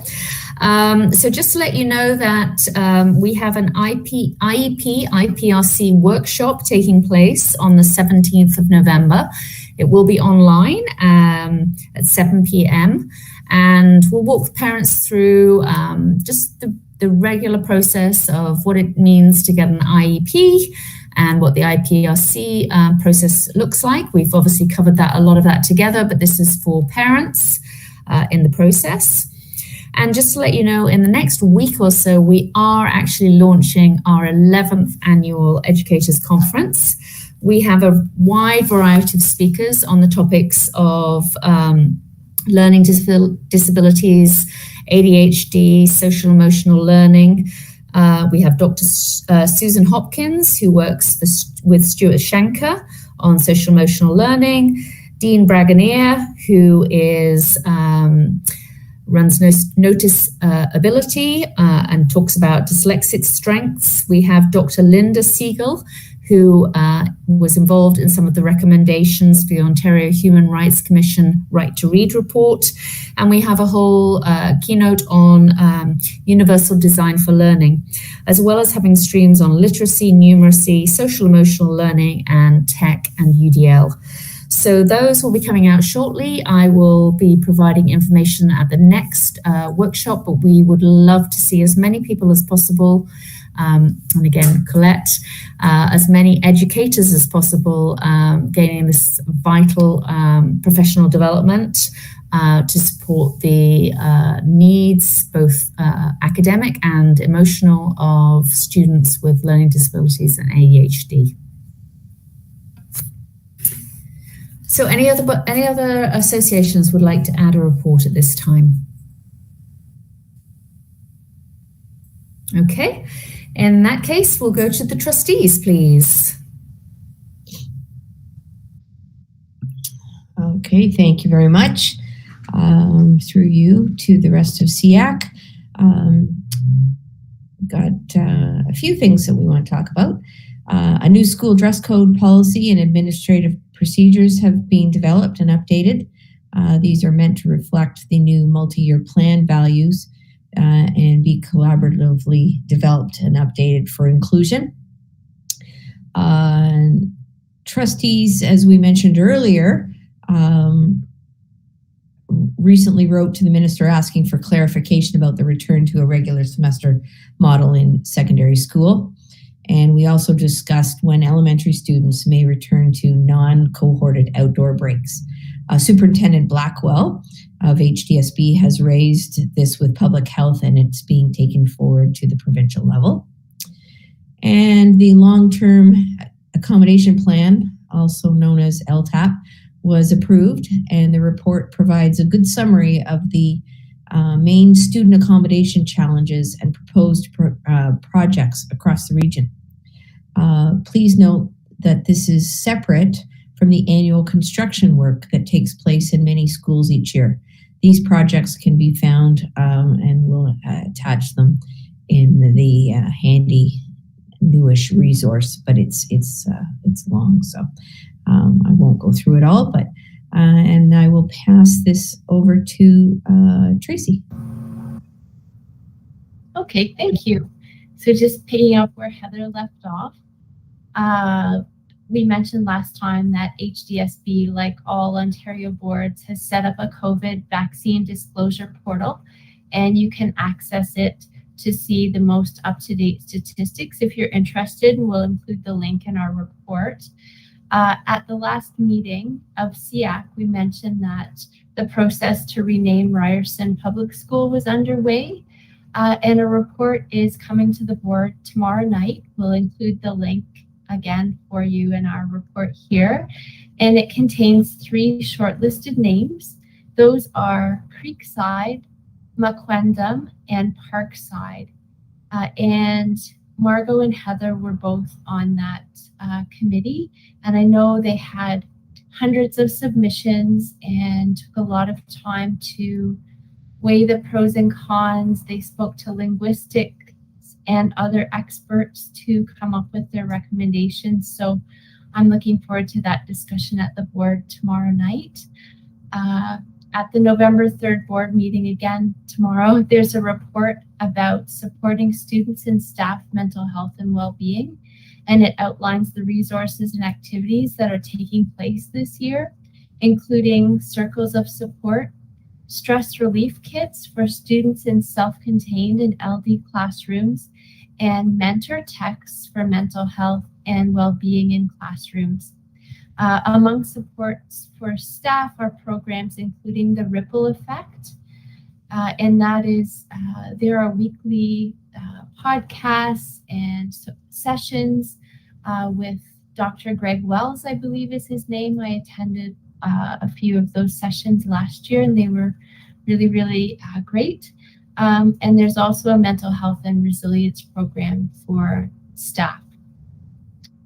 Lastly, trustees through the chair sent 2 additional letters recently regarding COVID immunization, and virtually the same letter went to the Minister of Health, the Minister of Education, and the Chief Medical Officer of Health, with a request to add COVID-19 as a designated disease to the Immunization of School Pupils Act. And recently, the Chief Medical Officer of Health for the province has indicated that this is not happening. So our board added or contributed to the voices of the provincial organization for trustees, as well as a number of other school boards making that request, but it has been formally denied, at least for now. And that wraps up our report, and we'd be happy to answer any questions.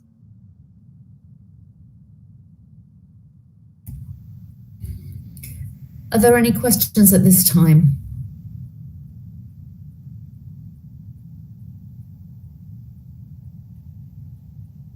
Okay, not seeing any. I'm going to move on to the committee reports. Are there any reports from the Parent Involvement Committee at this stage?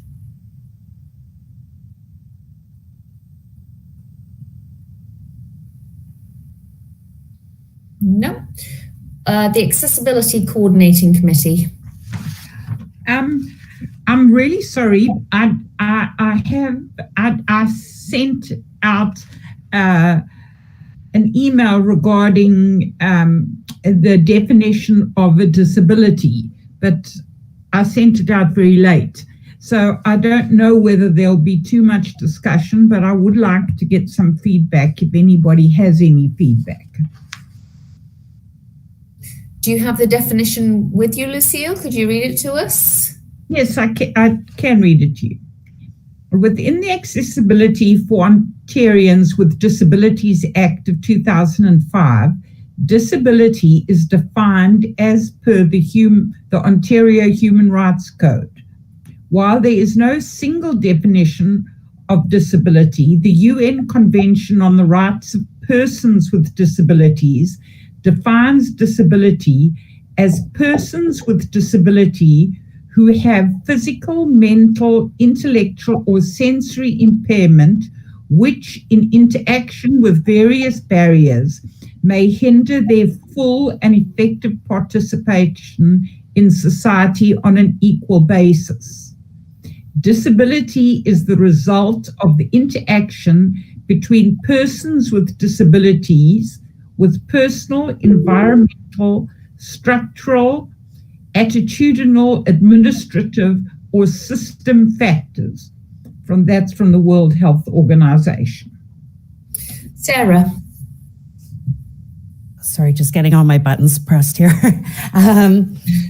Yeah, I just wanted to say, Lucille, that I thought that was really important, the piece that was added about the disability as a result of those interactions, that it's the barriers in place and the inequitable access that causes that disability. And that Easter Seals itself follows sort of, they don't have a specific definition for disability, but they tend to follow the Ontario Human Rights Commission and the which you mentioned, and the Charter of Rights and Freedoms. But I just thought it was really important that that piece was added. Thank you.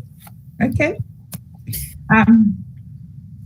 So, sorry, Lucille, I just wanted to ask a question. So in terms of this definition that you're putting forward, is that something that the Accessibility Coordinating Committee is going to be using as their definition of disability going forward, or? It is the current definition, and we would like feedback if there's any.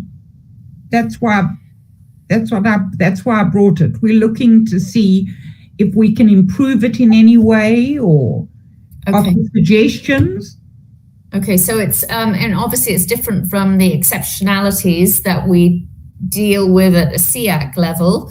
The definition of disabilities. Would anybody else like to comment right now? I think Colette commented. Yarlene.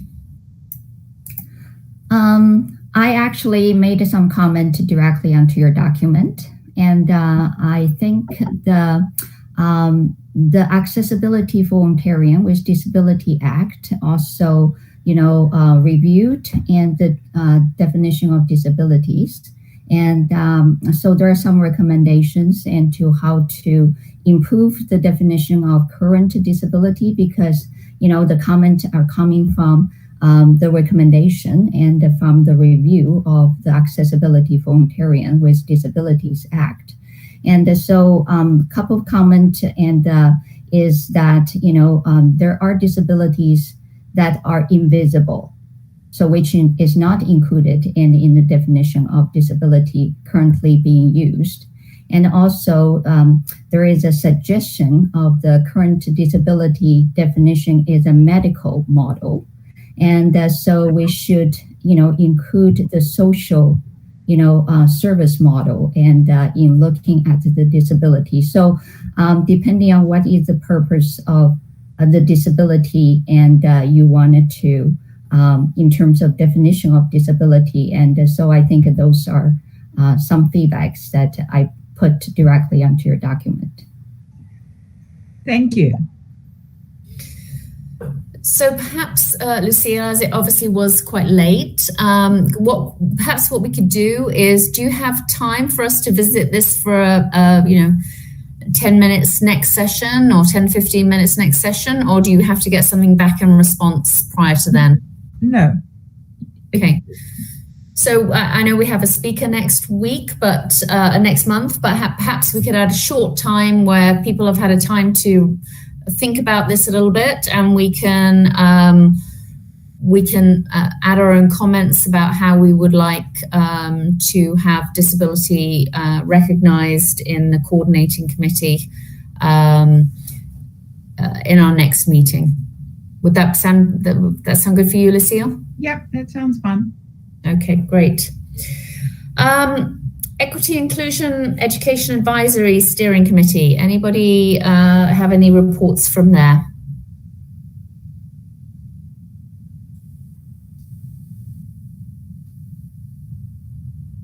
Okay, not at this time. And the Mental Health and Wellbeing Strategy Steering and Advisory Committee.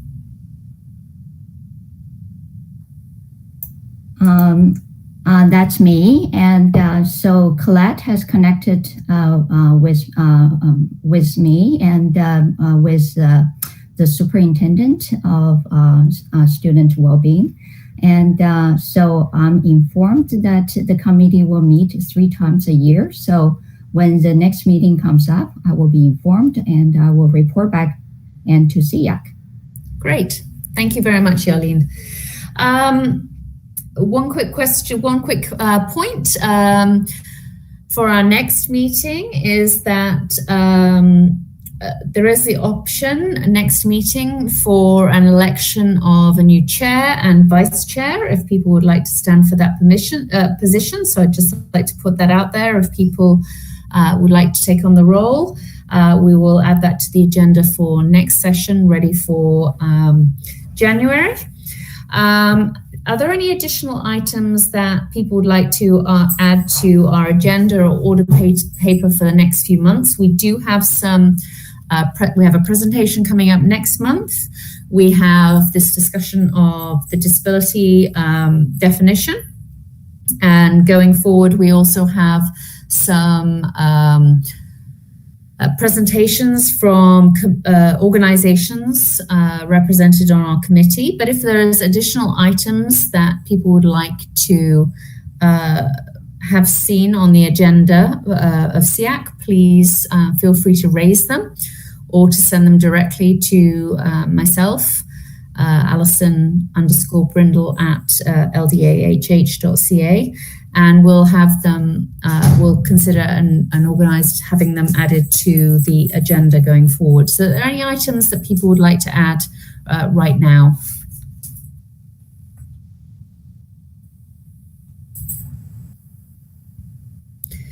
Okay. Well, it is 9:30, or 9:28 to be exact. We have completed our agenda. It's been a long meeting. I certainly appreciate all your dedication and support. I think we've got through a lot of important information and discussion here today. And so I'd like to thank you for your attendance and your involvement. And I look forward to seeing you in our December meeting for our last meeting of the calendar year. Thank you very much, and I wish you all the best.